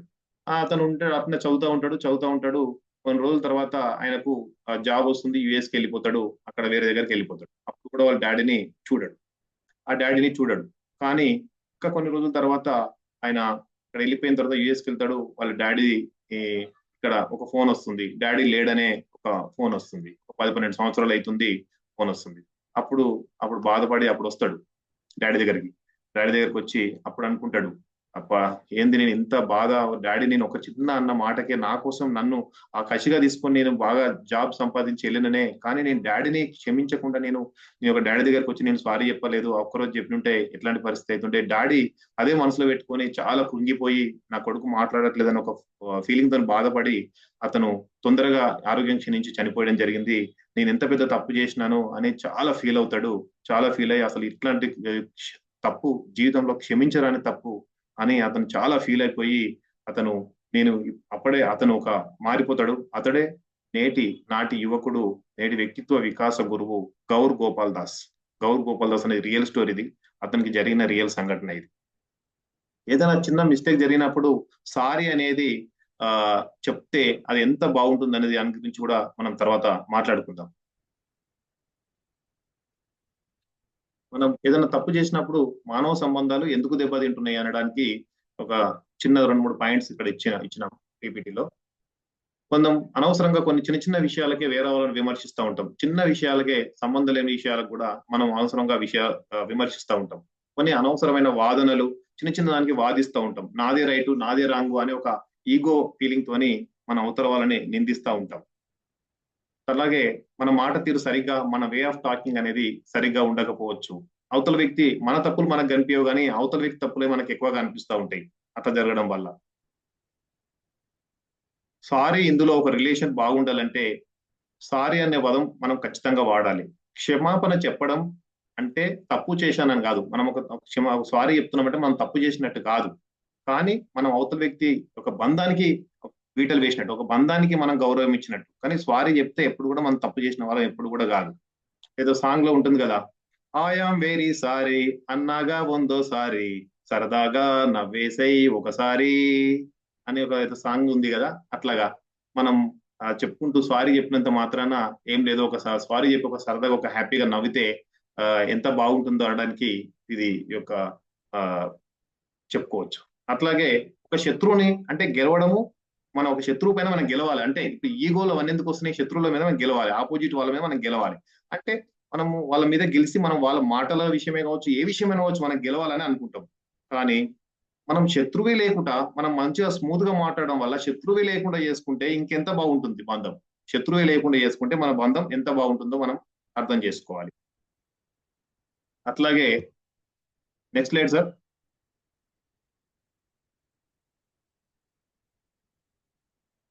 మన బంధం నిలుపుకోవాలంటే ఏం చేయాలి? బ్లడ్ రిలేషన్ మన అమ్మ నాన్న వాళ్ళతోని కానీ డైలీ ఒక 5 minutes కానీ 10 minutes కానీ అమ్మ నాన్నతో గడుపుదాం. మీరందరూ ఒక 5 minutes మనము ఒక చిన్న యాక్టివిటీ చేద్దాం. ఒక 2 minutes యాక్టివిటీ చేద్దాం. లాస్ట్ స్లైడ్ ఉంటుంది సార్, ఇంకా కొంచెం ముందు. యాక్చువల్లీ పార్టిసిపెంట్స్ అనేది తక్కువ ఉన్నారు కాబట్టి నేను ఇంటరాక్షన్ అనేది తక్కువగా చేయాల్సి వస్తుంది. ఉన్న మిగతా వాళ్ళందరూ మా ఎంఐఎంలు, మా మెంటర్సే ఉన్నారు కాబట్టి మనం ఒక బంధాన్ని మంచిగా నిలుపుకోవాలంటే మనం ఎలా ఉండాలంటే అమ్మతోని ప్రేమగా ఉండాలి, నాన్నతో గౌరవంగా ఉండాలి. ఎవరైనా చదువుతారా? శ్రీనివాస్ గౌడ్ సార్ చదువుతారా?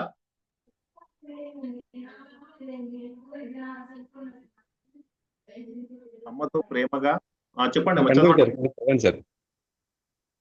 అమ్మతో ప్రేమగా, నాన్నతో గౌరవంగా, భార్యతో నిజాయితీగా, సోదరులతో హృదయంగా,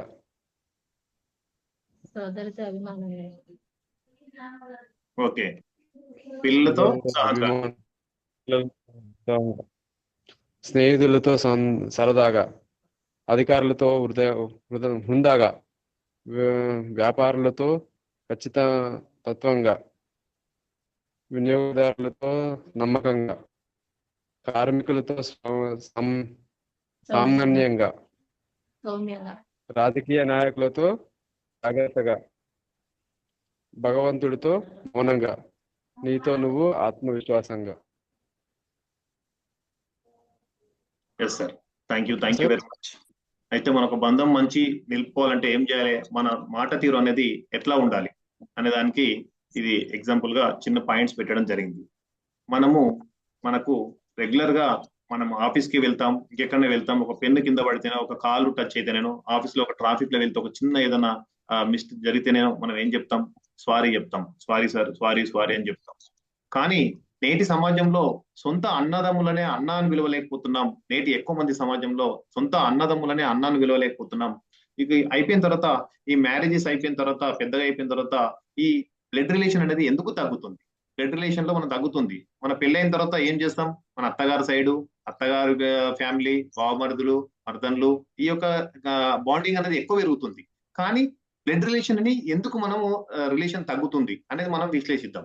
అంటే ఎందుకు తగ్గుతుంది, ఎక్కడ జరుగుతుంది ఆ పొరపాటు అనేది మనం ఆలోచిస్తే, మనం చిన్నప్పుడు మన అన్నదమ్ములు మనకి ఎంత ఆలోచించారో, ఒక అన్నలు, ఇద్దరు అన్నదమ్ములు అంటే రెండు చాక్లెట్స్ అంటే ఒకటి అన్నకి, ఒకటి నాకు అనేవాడు. అది పెద్దగా అయిన తర్వాత 2 కిడ్నీలు ఉంటే కూడా ఒక అన్నకు కిడ్నీ లేకపోతే ఒక కిడ్నీ నాకు, ఒక కిడ్నీ అన్నకు అనేది ఒక చిన్న ఎగ్జాంపుల్ లాగా చెప్పుకోవడం జరిగింది. ఈ బ్లడ్ రిలేషన్ కి పోవడానికి కారణం ఏంది? ఎక్కడ జరుగుతుంది ల్యాబ్సెస్? మ్యారేజెస్ అయిపోయిన తర్వాత ఎక్కువగా చూస్తే, ఎక్కువగా సొసైటీలో పర్సెంటేజ్ చూస్తే, ఇంక్లూడింగ్ మా ఇంట్లో కూడా చూస్తున్నా కూడా, ఆ అన్నదమ్ములను చిన్న ఉన్నప్పుడు ఎంత ప్రేమగా ఉంటాం, ప్రేమగా పెరుగుతాం. పెద్దగా అయిన తర్వాత ఎందుకు ఈ అన్నదమ్ములు కొంచెం దూరం అనేది గ్యాప్ వస్తుంది. ఆటోమేటిక్ గా కో బ్రదర్స్, సడ్డకులో, ఇంకా వేరే ఆ భార్య తరపు వాళ్ళైతే కొంచెం ఎక్కువగా మనం అట్రాక్షన్ వాళ్ళతో ఎక్కువ గడుపుతున్నాం, అన్నదమ్ములతో తగ్గుతుంది. ఎందుకు? అట్లాగే అక్క చెల్లెలకు కూడా మ్యారేజ్ అయిపోయిన తర్వాత చిన్నప్పుడు ఎంతో ప్రేమగా కొట్లాడుతూ ఉంటాము, ఆటలాడుకుంటాము, ఆడుతూ ఉంటాం. ఎందుకు తగ్గుతున్నాయి? ఎవరైనా ఏమైనా దీని గురించి చెప్పగలుగుతారా? నాకు తెలియక అడుగుతా ఉన్నాను. వడోదర స్వర్ణ మేడం చెప్తారా అమ్మా, ఎందుకు మన బ్లడ్ రిలేషన్ యొక్క రిలేషన్ ఎందుకు తగ్గుతుంది? భార్యాభర్తల సైడ్, భార్య సైడ్ ఉన్న సంబంధం ఎందుకు తగ్గుతున్నట్టు మీ ఒపీనియన్ చెప్పండి అమ్మా. నాన్న ఫీలింగ్ ఎక్కువైంది సార్. మన తక్కువయ్యి నాన్న ఫీలింగ్ ఎక్కువైంది. ఎస్ అమ్మా, ఎస్. వేముల కృష్ణ సార్, మీరు చెప్తారా సార్? సార్ అంటే ఆశ ఎక్కువైపోయింది సార్.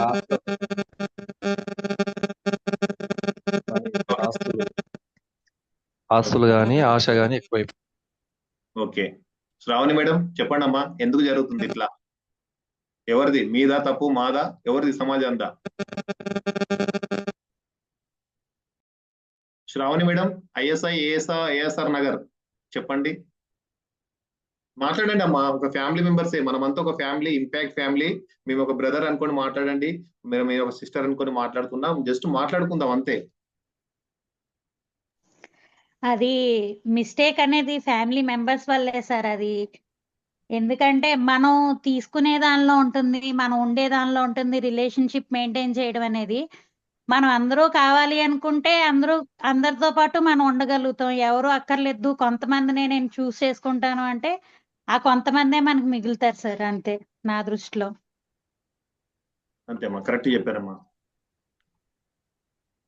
మనం ఎక్కడైతే మనం వచ్చిన ఇంట్లో ఒక అమ్మలా, ఒక భార్యగా కానీ మనం ఎప్పుడైతే ఆలోచిస్తామో, మనం కూడా, నేను కూడా, మన మన ఇప్పుడు మీరేదైతే వచ్చారో మీ ఇంటి దగ్గర కూడా మీకు విలువ తగ్గినట్టే. ఇప్పుడు సపోజ్ నా ఇంట్లో మా సిస్టర్ వాళ్ళకు నేను విలువ తగ్గించి నా భార్య సైడు, బంధువుల సైడ్ ఎప్పుడైతే విలువిస్తున్నానో, ఆటోమేటిక్ గా మన భార్యకు కూడా, వాళ్ళ అమ్మ నాన్న ఇంట్లో కూడా ఆటోమేటిక్ గా అక్కడ కూడా విలువ తగ్గిపోతుంది. ప్రతి ఇంట్లో కూడా, ఎక్కడ కూడా ఒకే సమాజం జరుగుతుంది కాబట్టి, అలా జరుగుతుంది కాబట్టి బాంధవ్యాలని పెంచుకోవాలి.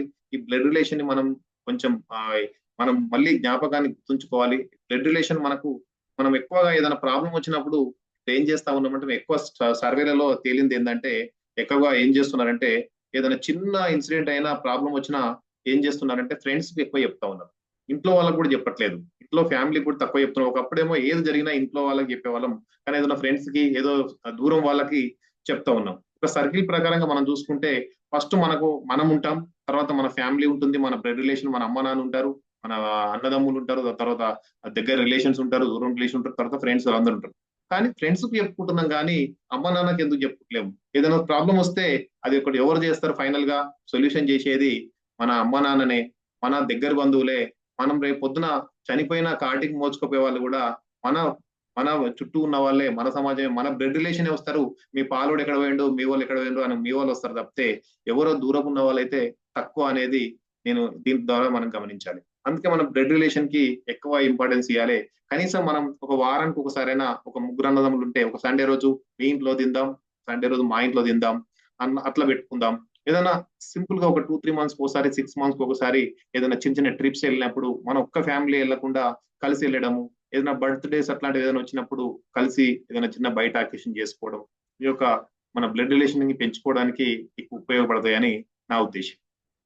అట్లాగే మనం ఎన్నో బంధాలు మనకు చాలా మంది ఫీల్ అవుతాం, నాకు లేదు, నాకు ఆస్తులు లేవు, నాకు అది లేదు, నాకు సంపాదన లేదు, నా తల్లిదండ్రులు సంపాదించలేదు, నేను అందుకే ఇట్లా ఉన్నాను, నాకు సంపాదించిండు, వాళ్ళ అమ్మనాడు వాడు కోట్లు సంపాదించిండు, అంబానీ బాగా సంపాదించిండు, అదాని సంపాదించిండు అని ఫీల్ అవుతా ఉంటారు. అట్లాంటి వాళ్ళు ఏంటంటే మనకు డబ్బులు ఇవ్వలేదు, ఏమిచ్చాడు? జన్మిచ్చాడంటే ఈ జన్మ కన్నా ఇచ్చింది మనకన్నా కాళ్ళు చేతులు లేకుండా కళ్ళు లేకుండా కొన్ని వేల లక్షల మంది బయట సొసైటీలో బయట ఉన్నారు. వాళ్ళతో పోల్చుకుంటే మనము ఎట్లా ఉన్నాం? మన కాళ్ళు ఉన్నాయి, కళ్ళు ఉన్నాయి, చేతులు ఉన్నాయి, ఒక ఇల్లు ఉంది, ప్రదేశం ఉంది, మనం ఇక్కడ మాట్లాడుతున్నాం, ఒక జూమ్ ఉంది, ఇక్కడ ఉన్నది. మనం వాళ్ళకన్నా ఎంత గొప్ప ఆలోచించుకుందాం ఒకసారి.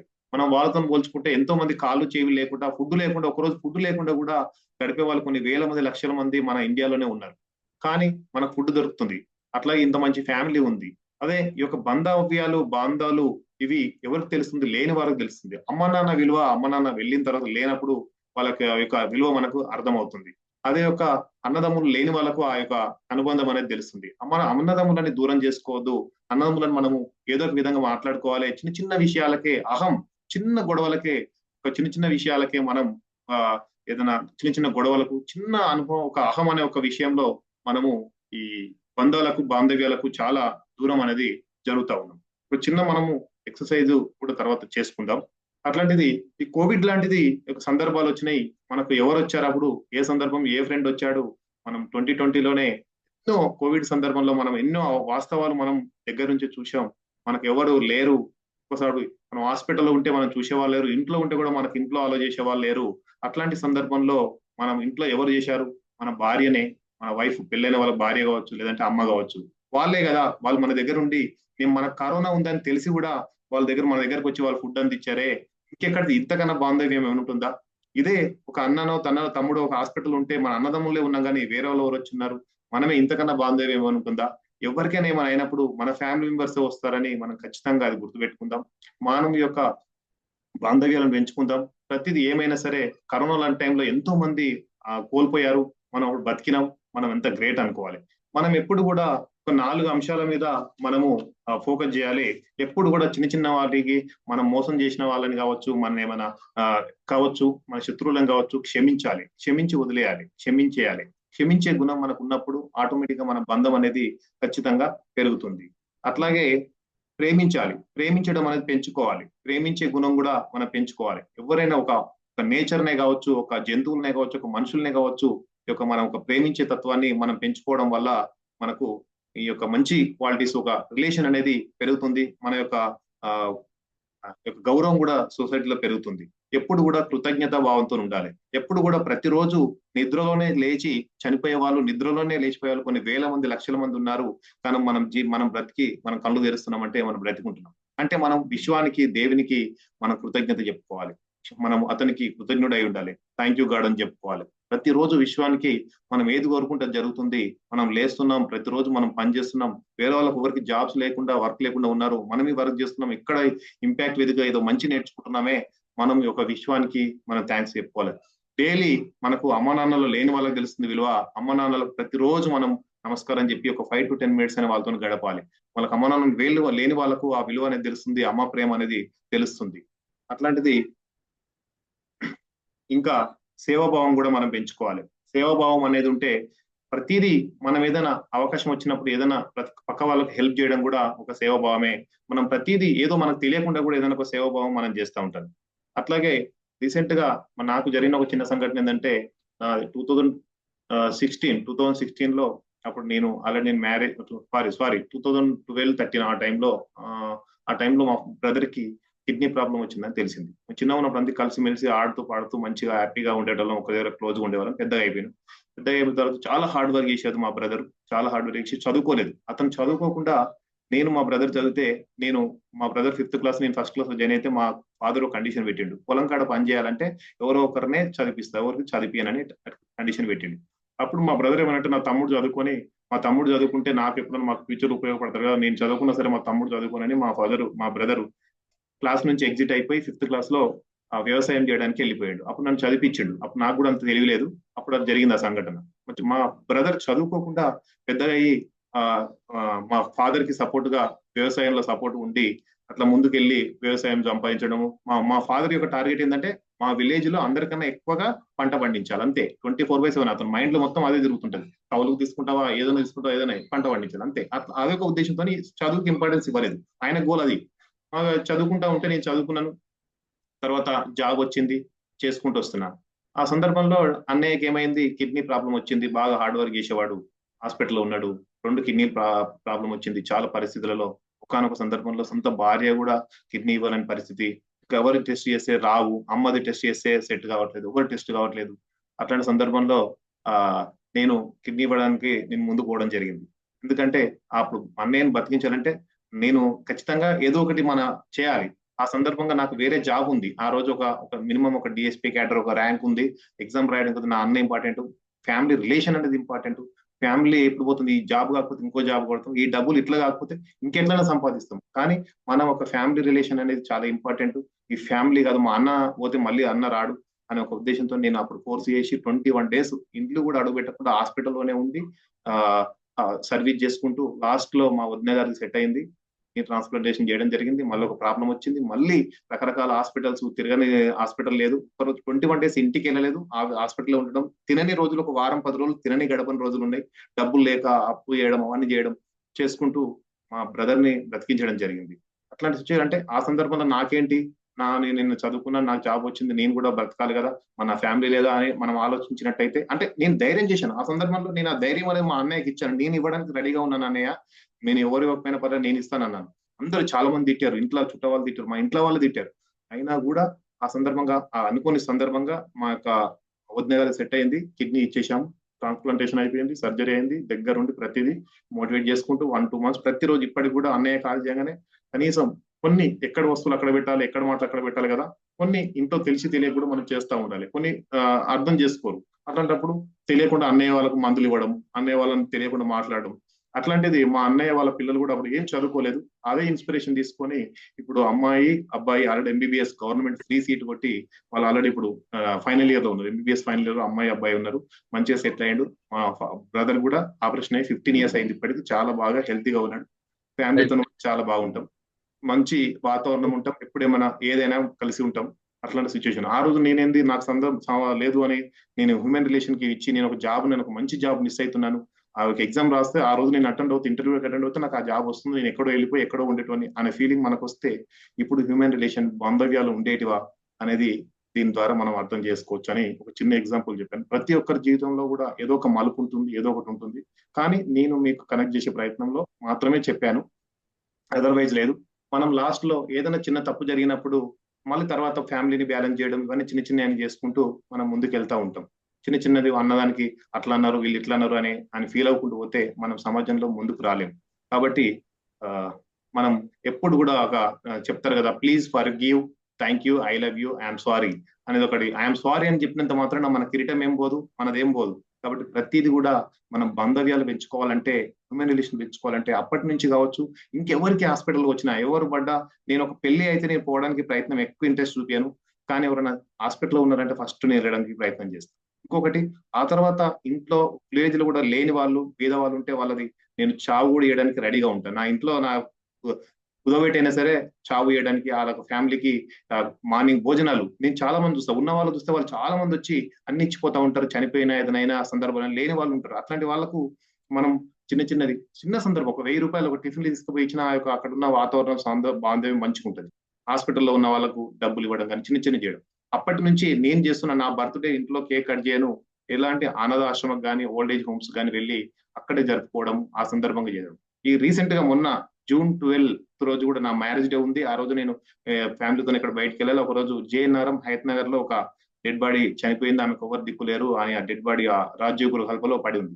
అప్పుడు ఇమీడియట్ గా ఫోన్ వచ్చింది, ఎంబడే పోయి ఆ రోజు ఒక 20,000 అయినాయి. ఆ రోజు దాన సంస్కారాలకు మన చేతుల్లోనే దగ్గరుండి కంప్లీట్ చేయడం జరిగింది. ఇట్లాంటి సొసైటీలో అంటే ఇంతకన్నా నీకు హ్యాపీనెస్ ఎక్కడ వస్తుంది? ఎన్ని వేల కోట్లు వస్తే, లక్షల కోట్లు ఇస్తే, మన జేబులో ఇస్తే, ఇల్లు నింపుకుంటే మనకు వస్తుందా? ఇట్లాంటి సర్వీస్ చేయడం వల్ల మనకు చాలా హ్యాపీనెస్ అనేది ఉంటుంది. బాంధవ్యం అట్లాంటి వాళ్ళు ఎప్పుడు లైఫ్ లాంగ్ గుర్తు పెట్టుకుంటారు. ఎప్పుడో నేను ఒక చిన్న సంఘటన, ఎప్పుడో ఒకసారి వచ్చిన అతను మంచిగా మాట్లాడాను, ఒకరోజు కొంచెం మంచిగా మాట్లాడాను, అతనితో మాట్లాడిన ఆఫీస్కి వచ్చి మాట్లాడాడు. నేను ఒక ఢిల్లీ పోయినప్పుడు నాకు హెల్ప్ అయింది. ఢిల్లీకి పోయినాను. ఢిల్లీకి పోయినప్పుడు టైం ఉందా సార్? ఇంకో 2 minutes లో క్లోజ్ చేసుకుందాం సార్. బాలేదు సార్, క్లోజ్ చేసుకుందాం. నేను ఢిల్లీకి వెళ్ళాను, చాలా ఓకే ఉంది సార్. చెప్పాలంటే, కానీ ఒక 2 minutes క్లోజ్ చేసుకుందాం. నేను ఒక సందర్భంలో ఆఫీస్ పని మీద నేను ఢిల్లీకి వెళ్ళడం జరిగింది. ఢిల్లీకి వెళ్ళినప్పుడు ఆఫీస్ లో ఎప్పుడో సందర్భం, నాకు తెలియదు ఆయన ఆ పర్సన్ కూడా నాకు తెలియదు, ఎప్పుడో సందర్భం వచ్చి మనం హెల్ప్ చేసినాం, అయిపోయింది. ఆ తర్వాత నేను ఢిల్లీకి వెళ్ళాను. ఢిల్లీకి వెళ్ళి నేను ఏదో ఆఫీస్ పని మీద వెళ్ళాను. వెళ్ళి అక్కడ ఉండి వేరే వాళ్ళు అంటున్నారు, రాష్ట్రపతి భవన్ అంటే చాలా బాగుంటది, అది చూడాలి, అక్కడ చూస్తే చాలా బాగుంటుంది అని చెప్పారు. వాళ్ళంతా ప్రయత్నం చేశారు కూడా, అలో లేదు. కానీ నేను ఆ సందర్భం అతనే కాల్ చేసాడు, సార్ వెంకటేష్ గారు ఎక్కడ ఉన్నారు సార్ అంటే, నేను ఢిల్లీకి వచ్చాను సార్ అంటే, వచ్చినాక కలుస్తాను సార్ అని చెప్పాను. నేను చెప్పలేదు కూడా, అతను అడగడం కూడా ఇంట్రెస్ట్ చూపించలేదు. సార్ మీరు ఢిల్లీ వెళ్ళారు కదా సార్, మీరు రాష్ట్రపతి భవన్కి వెళ్ళండి సార్, చాలా బాగుంటుంది, చూడండి సార్ అన్నాడు. అవునా సార్, పక్క వాళ్ళు ఎగతాళి చేశారు, నువ్వు రాష్ట్రపతి భవన్ వెళ్తావా, నిన్ను అలో చేస్తారా, నువ్వేంది అక్కడ ఏంది, అక్కడ మొత్తం అక్కడ ఎంత బాగుంటుంది అని చెప్పారు. అని చెప్తే సరేలే అని నేను వదిలేసిన. అతనే ఏం చేశాడు, నాకు ఫోన్ వస్తుంది అన్ని 00110000 వస్తుంది. వస్తే నేను ఏదో అని కస్టమర్ కేర్ అని నేను కట్ చేస్తా ఉన్నా, ఒక 4-5 times కట్ చేస్తా ఉంటే వాళ్ళు కాల్ చేసి, వాళ్ళ తర్వాత ఎందుకో ఊకే ఫోన్ చేస్తారని లిఫ్ట్ చేశాను. నేను రాష్ట్రపతి భవన్ నుంచి మాట్లాడుతున్నామండి, మీరు వస్తున్నారంట కదా గెస్ట్ గా, మీ కార్ నెంబర్ చెప్పండి అని వాళ్ళు అడిగారు. ఇదేంది రాష్ట్రపతి భవన్ ఏంది, కార్ నెంబర్ ఏంది, కార్ నెంబర్ అడగడం ఏంది, నేనేంది, నా స్టేటస్ ఏంది, నన్ను వాళ్ళు రాష్ట్రపతి భవన్ నుంచి ఫోన్ చేస్తున్నారు, నేను షాక్ అయినా. అది ఏంది జరిగింది అని అంటే, లేదు సార్ మీ కార్ లేదు సార్, నేను వచ్చింది ట్రైన్ లో వచ్చినా, ఏదో పని మీద వచ్చినా, అక్కడ ఢిల్లీ తెలంగాణ భవన్ ఏపీ భవన్ లో నేను అక్కడ ఉన్నాను సార్ అని చెప్పాను. లేదు సార్ మీరు కార్ నెంబర్ చెప్పండి సార్, లేదా మీ కార్ పంపిస్తాం సార్, మీరు ఎక్కడ ఉన్నారో చెప్పండి సార్ అన్నారు. అంటే ఇక్కడ తెలంగాణ భవన్ అంటే అక్కడ కార్ పంపించారు, కార్ పంపించి ట్యాక్సీ కార్ పంపించి కార్ తీసుకుని వెళ్ళారు. మేము వెళ్తా ఉంటే అన్ని గేట్స్ అనేది మా కార్ నెంబర్ చెప్పగానే అక్కడ ఓపెన్ అయిపోయినాయి, గేట్స్ ఓపెన్ అయిపోయినాయి. లోపలికి వెళ్ళగానే మమ్మల్ని అతిథుల్లాగా ఆహ్వానించి లోపలికి స్వీకరించి మొత్తం రాష్ట్రపతి భవన్ మొత్తం తిప్పి, అన్ని ప్రతి ఒక్క హాలు, రాష్ట్రపతి భవన్ ఒక బెడ్రూమ్ తప్ప ప్రతి ఒక్క కిచెన్ కాడికి అన్ని ఒక రూమ్స్ తిరిగి చూపించడము, ఆ రాష్ట్రపతి తినే ఫుడ్ మాకు వడ్డీయడము, టీ స్నాక్స్ పెట్టడము, ఫుడ్ పెట్టడము మాకు చాలా ఆనందాన్ని, నాకు గొప్ప ఆనందాన్ని కలిగించింది. ఆ తర్వాత పార్లమెంట్ చూడడం, ఇవన్నీ చూడడం జరిగింది. అంటే మనం చేసిన మంచి అనేది ఎప్పుడో ఏదో ఒక సందర్భంలో మనకు ఉపయోగపడుతుంది అనడానికి కోసమే మాత్రమే ఇది చెప్పాను. చాలా హ్యాపీనెస్ అనిపించింది నాకు. ఆ రాష్ట్రపతి మొత్తం తిరిగి ఆ బృందావన్ గార్డెన్, అప్పుడు మనకు ఎవరున్నారంటే మన ప్రతిభా పాటిల్ గారు ఉన్నారు అనుకుంటాం. అప్పుడు లాస్ట్ రామ్నాథ్ కోవింద్, ప్రతిభా పాటిల్ గారు ఉన్నారు. ఆ టైంలో వెళ్ళి మొత్తం తిరిగి వచ్చడం జరిగింది. చాలా అంటే ఎప్పుడో మనం ఏదో సందర్భంలో చిన్న హెల్ప్ చేసాం, అతనే కాల్ చేశాడు, వర్క్ కోసం ఏదో చేశాడు, అతను కాల్ చేసి, అతనికి గవర్నర్ లెవెల్ వాళ్ళకి ఇన్ఫ్లుయెన్స్ ఉందని మనకు తెలియదు, అతను కాల్ చేసి చెప్పడం వల్ల ఎట్టడం జరిగింది. అందరూ, నేనే కాకుండా నా ఎంబడి ఇంకో నలుగురిని తీసుకెళ్లాను. ఆ నలుగురు కూడా, నువ్వు తీసుకెళ్తావా, నేను తీసుకెళ్తే నీకు ₹1,00,000 నీకు ఇస్తా అని చెప్తారు. వాళ్ళు కూడా ఎంత హ్యాపీగా ఫీల్ అయ్యారంటే, హైదరాబాద్ నుంచి వచ్చారు వాళ్ళు కూడా, వేరే ట్రైనింగ్ పర్పస్. చాలా హ్యాపీగా ఫీల్ అయ్యారు, ఎంజాయ్ చేసినాం, వచ్చినాం. అట్లాంటిది మనం చేసే మంచి అనేది మనకు తెలియకుండానే అది డిపాజిట్ అవుతా ఉంది, మనకి ఎప్పుడో ఒకసారి ఖచ్చితంగా ఉపయోగపడుతుంది. కాబట్టి ఈ యొక్క మానవ సంబంధాలను మనం కాపాడుకుందాం, మనం ప్రతిదీ పెంచుకుందాం. ఎంత డెవలప్ అవుతున్నా కూడా మానవ సంబంధాలకు విలువిద్దాం, మన పేరెంట్స్ కి విలువిద్దాం, మన అన్నదమ్ములకు కూడా విలువిద్దాం, అక్క చెల్లెలకు కూడా విలువిద్దాం, పెంచుకుందాం, పంచుకుందాం, వారానికి ఒకసారి ఫోన్ చేసి మాట్లాడదాం, ఇవన్నీ మనం పంచుకుందాం. అలాగే చిన్న సాంగ్తో మనం క్లోజ్ చేసుకుందాం. ఎప్పుడూ ఒప్పుకోవద్దురా ఓటమి, ఎప్పుడూ వదులుకోవద్దురా ఓరిమి, నొప్పి లేని నిమిషమేది, జననమైన మరణమైన జీవితాన అడుగు అడుగునా, నీరసించి నిలిచిపోతే నిమిషమైన నీది కాదు బ్రతుకు అంటే నిత్య ఘర్షణ, దేహముంది ప్రాణముంది నెత్తురుంది సత్తు ఉంది, ఇంతకన్నా సైన్యముండునా, ఆశ నీకు అస్త్రమవును శ్వాస నీకు శస్త్రమగును, ఆశయము సారదవునురా, నిరంతరం ప్రయత్నమున్నదా, నిరాశకే నిరాశ పుట్టదా, ఎప్పుడూ ఒప్పుకోవద్దురా ఓటమి, ఎప్పుడూ వదులుకోవద్దురా ఓరిమి అని గొప్ప వాక్యాలు సిరివెన్నెల సీతారామ శాస్త్రి గారు రాశారు. నాకు ఎప్పుడు ఇన్స్పిరేషన్ అనిపిస్తుంది. Thank you very much, great opportunity ఇచ్చారు నాకు. Thank you very much sir. Over to host. Thank you so much sir, thank you so much for your wonderful presentation. మానవ జీవితం అనేది అందమైనది, అద్భుతమైనది, విలువైనది, గొప్పది అంటూ స్టార్ట్ చేసిన మీ ప్రెజెంటేషన్, సో మీ జీవితంలో ఉన్న అనుభవాన్ని కూడా అంతటిని రంగరించి మాకు తెలియజేశారు సార్. అదేవిధంగా మీరు చెప్పిన ఎగ్జాంపుల్స్, కథలు అనేవి మమ్మల్ని కంటతో నిలబెట్టించని చెప్తాను. ఎందుకంటే రామాయణంలో స్టోరీ నుంచి మొదలెట్టి మీరు ఏ విధంగా అయితే తండ్రి కొడుకుల మధ్య రిలేషన్ గురించి ఎక్స్ప్లెయిన్ చేశారు, అదేవిధంగా ఒక చిన్న తండ్రి చిన్న పాప, స్కూల్కి వెళ్ళే పాప రిలేషన్ గురించి, ఒక స్కూల్ బస్సు మిస్ చేసిన విషయం గురించి బాగా వివరించారు సార్. అదేవిధంగా మీ రియల్ స్టోరీస్, ఈ కథలే కాకుండా మీ రియల్ స్టోరీస్, మీరు రియల్ లో చూసిన స్టోరీస్ కూడా మాకు చాలా బాగా ఎక్స్ప్లెయిన్ చేశారు సార్. వృద్ధాశ్రమంలో తల్లి గురించి, అదేవిధంగా తల్లి లేని కనులేని తల్లి గురించి కూడా చెప్పి మాకు కండం నీరు తెప్పించారు సార్. ఇదే విధంగా మన ఎదుటివారు ఈ కథలతోనే కాకుండా మీరు ప్రత్యేకంగా చూపించిన చిత్రమాలికలు సార్, చిత్రాల ద్వారా చాలా కనెక్ట్ అయ్యాం మేమందరం కూడా. అదేవిధంగా మీరు చెప్పిన కథలతో పాటు చిత్రాలతో పాటుగా ఒక బంధం నిలుపుకోవాలంటే మనిషికి ఏ విధమైన మాటలు ఉండాలి, అంటే ఏ విధంగా ఏవి అలవాట్లు చేసుకోవాలి, అంటే ఫర్గివ్నెస్ అలవాటు చేసుకోవాలని, థ్యాంక్ యూ చెప్పడం అలవాటు చేసుకోవాలని, అదేవిధంగా లవ్ యూ అని చెప్పడం అలవాటు చేసుకోవాలని, ఐఎమ్ సారీ అని చెప్పడం అలవాటు చేసుకోవాలని కొన్ని మంచి మంచి సూక్తులు మాకు తెలియజేశారు సార్ మీరు. అదే కాకుండా ప్రతి వ్యక్తి కూడా క్షమించడం అనేది, ప్రేమించడం అనేది, కృతజ్ఞత భావం అనేది, సేవాభావం అనేది తన రెగ్యులర్ డ్యూటీలో భాగంగా అలవాటు చేసుకోవాలని చెప్పారు సార్.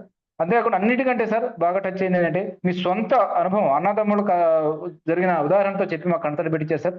తప్పకుండా మేము కూడా మీ హ్యూమన్ రిలేషన్స్ ప్రెజెంటేషన్ ద్వారా ఎంతో కొంత నేర్చుకున్నాం సార్. తప్పకుండా మేము మిమ్మల్ని కొంతవరకు ఫాలో అవుతాం. ఈ విధంగా మంచి అవకాశం వచ్చింది మీ అందరికీ, విన్న మీరందరూ కూడా ప్రత్యేకంగా కృతజ్ఞతలు సార్. తమ పర్మిషన్ ఇస్తే 1-2 క్వశ్చన్లు తీసుకుందాం సార్. ఎస్ సార్, మన family members sir, question permission ఏం అవసరం లేదు, ఓపెన్ టు సార్. ఆడియన్స్ ఒకసారి మీరు వినండి సార్. చాలా బిజీ షెడ్యూల్లో కూడా ఈరోజు మనకు టైం ఇచ్చారు. జనరల్ గా వెంకటేష్ సార్ టైం దొరకడం అంటే చాలా మేము అదృష్టంగా భావిస్తాం. ఆయన మేము చాలా దగ్గర నుండి చూసాం మేము ఆయన్ని.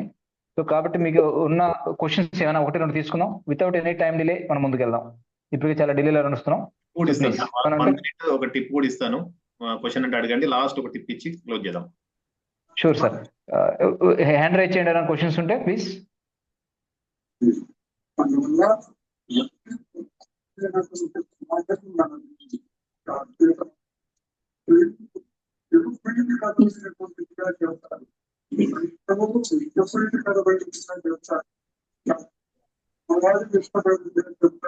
మహేంద్ర గారు క్వశ్చన్ అడుగుతున్నారు. మహేంద్ర గారు ప్లీజ్ అన్మ్యూట్ చేసి మాట్లాడండి ఒకసారి. సార్ నాకు యాక్చువల్గా క్వశ్చన్ అయితే ఏం లేదు, కానీ మీ స్పీచ్ విన్న తర్వాత నేను స్పీకర్ ఇక్కడ ఐసిఐలో మంచి స్పీకర్ అవుతానో లేదో నాకు తెలియదు, కానీ ఈ స్పీచ్ తర్వాత నేను ఒక మంచి హ్యూమన్ బీయింగ్ ఎలాగ నడుచుకుంటానని మాత్రం చెప్పగలను. Thank you so much sir. ఈరోజు మీరు మీ యొక్క వాల్యుబుల్ టైంని మాకు కేటాయించి ఇక్కడ ఇంత మంచి విషయాన్ని నాకు ఇంత బాగా చెప్పినందుకు చాలా చాలా thank you sir. Thank you sir. Thank you Mahendra గారు. ఇంకెవరైనా ఉంటే హ్యాండ్ రైజ్ చేయండి sir please. Sir Ailuru Sivaramakrishna sir please sir unmute చేసి మాట్లాడండి.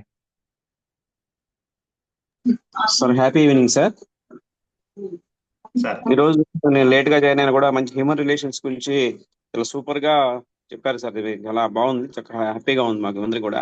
హ్యూమన్ గా యాజ్ ఏ హ్యూమన్ బీయింగ్ గా ఇతరులకి ఎలా హెల్ప్ చేయాలి, ఎలా ఉండాలి, మనం ఎలా రిలేషన్షిప్ ఫెయిల్ కాకుండా రిలేషన్షిప్ ఎలా మెయింటైన్ చేయాలి అనేది చాలా చక్కగా వివరించారు.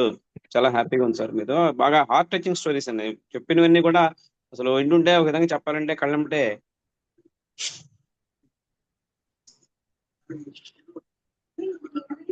ఎమోషన్ అయ్యారు sir. Thank you so much sir. Thank you sir. Thank you very much sir. Last లో ఒక టిప్ ఏంటంటే, మనము ఈ రిలేషన్స్ నిలుపుకోవాలంటే ఒక యాక్టివిటీస్ తో మనం క్లోజ్ చేసుకుందాం.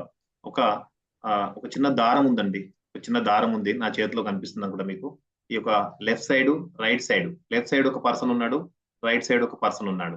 లెఫ్ట్ సైడ్ ఒక పర్సన్ ఉన్నాడు, ఒక వ్యక్తి, రైట్ సైడ్ ఒక పర్సన్ ఉన్నాడు. ఇద్దరు ఫ్రెండ్షిప్, వీళ్ళిద్దరు ఫ్రెండ్షిప్ అనుకోవాలి. ఇదేమైతుందంటే ఇద్దరు చిన్న విషయానికి ఏదైనా గొడవ వచ్చినప్పుడు, ఏదైనా ప్రాబ్లం వచ్చినప్పుడు ఇతను వాదం ఇతను వాదిస్తుంటాడు, ఇతను వాదం ఇక్కడ వాదిస్తుంటాడు. ఇద్దరు ఇలా గట్టిగా వాదించడం వల్ల, ఇతను గట్టిగా పంతం పోవడం వల్ల ఏమైంది సార్? దారం అనేది తెగిపోయింది. అంటే ఇతను పంతం ఎవరి పంతం వాళ్ళు చేయడం వల్ల ఆ దారం అనేది తెగిపోయింది. అట్లాగే ఇంకొకటి సేమ్ ఇట్లా చేద్దాం. ఇప్పుడు కూడా same left person right person ఇద్దరు ఉన్నారు. Left person left hand, left person right hand, ఇద్దరు ఫ్రెండ్స్. వీళ్ళు ఏం చేశారంటే చిన్న వచ్చినప్పుడు చిన్న గొడవ వచ్చింది. అతను రైట్ సైడ్ అతను గొడవ చేస్తున్నాడు. ఇతను తగ్గుతాడు, ఇతను కొంచెం వదిలిపెడతాడు, ఇట్లా వెళ్తా ఉంటాడు. అతను సైడ్ వెళ్తా ఉంటాడు. అతను గొడవ పడ్డప్పుడు ఇతను కూడా కొంచెం స్లోగా ఇతని సైడ్ వెళ్తా ఉంటాడు.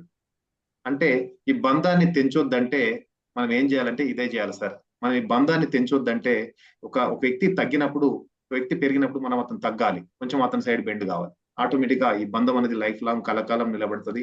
మనం ఫ్యామిలీకైనా, ఎవరికైనా, సొంత ఫ్యామిలీకైనా, ఆఫీస్ లో అయినా, ఎక్కడైనా ఇది మనం పాటిస్తే ఖచ్చితంగా అవుతుందని life example sir. Thank you very much sir. Great opportunity in mentors. నాకు బాలకృష్ణ సార్ నాకు ఇంపాక్ట్ యొక్క ఈ అవకాశం ఇచ్చినందుకు, నేను ఒక తెరచాటున ఉన్న నన్ను పరిచయం చేసి అసలు నన్ను నేనే పరిచయం చేసుకోవడానికి సిగ్గుపడే నేను, నా పేరు నేను చెప్పుకోవడానికి సిగ్గుపడే నన్ను నుంచి ఈ రోజు ఈ స్థాయికి తీసుకొచ్చిన ఇంపాక్ట్ ఫౌండేషన్ కి, గంపా సార్ కి, అలాగే మన శ్యామ్ రాథోడ్ సార్ గారికి, మా గురువు గారికి, మా ప్రతి ఒక్క మెంటర్స్ కి, కోఆర్డినేటర్స్ కి, ఒక ఫ్యామిలీ వాతావరణం అండి. హ్యూమన్ రిలేషన్స్ చెప్పుకోవాలంటే ఎగ్జాంపుల్ ఇదే. ప్రతి రోజు ఇంట్లో వాళ్ళతో కూడా ఒక రోజు మాట్లాడకుండా ఉంటాను, కానీ ఈ యొక్క ఇంపాక్ట్ ఫ్యామిలీతో మాట్లాడకుండా అయితే ఉండలేండి. ఇప్పుడు లైవ్ గా చూస్తున్నారు బాలకృష్ణ సార్, స్వర్ణ సార్, మార్నింగ్ టైంలో మాట్లాడుకుంటాం. మీకు ఒక 1 అవర్ సెషన్ పెట్టాలంటే మేము ఒక 1 అవర్ మళ్ళీ మాట్లాడుకుంటాం. మా యొక్క చిన్న చిన్న ప్రాబ్లమ్స్ ఉన్నా షేర్ చేసుకుంటాం. ఎట్లా మాట్లాడుతుంది విజయ్ సారే కావచ్చు, విజయ్ సార్ కూడా రోజు మాట్లాడుకుంటాం. సార్ ఎట్లా సార్, సార్ ఇట్లా, అది సరే ఎంబడే చిన్న చిన్న ప్రాబ్లమ్స్ ఉంటే సాల్వ్ చేసుకుంటాం. ప్రతి అంటే మాకు యొక్క స్ట్రెస్ అనేది తగ్గిపోతుంది. మా యొక్క బంధాలను మెరగడానికి కోసం ఈ యొక్క ఇంపాక్ట్ ఫౌండేషన్ ఈ స్థాయికి తీసుకొచ్చింది. బిఫోర్ ఇంపాక్ట్ నేను కూడా చాలా కోపిస్ట్ని.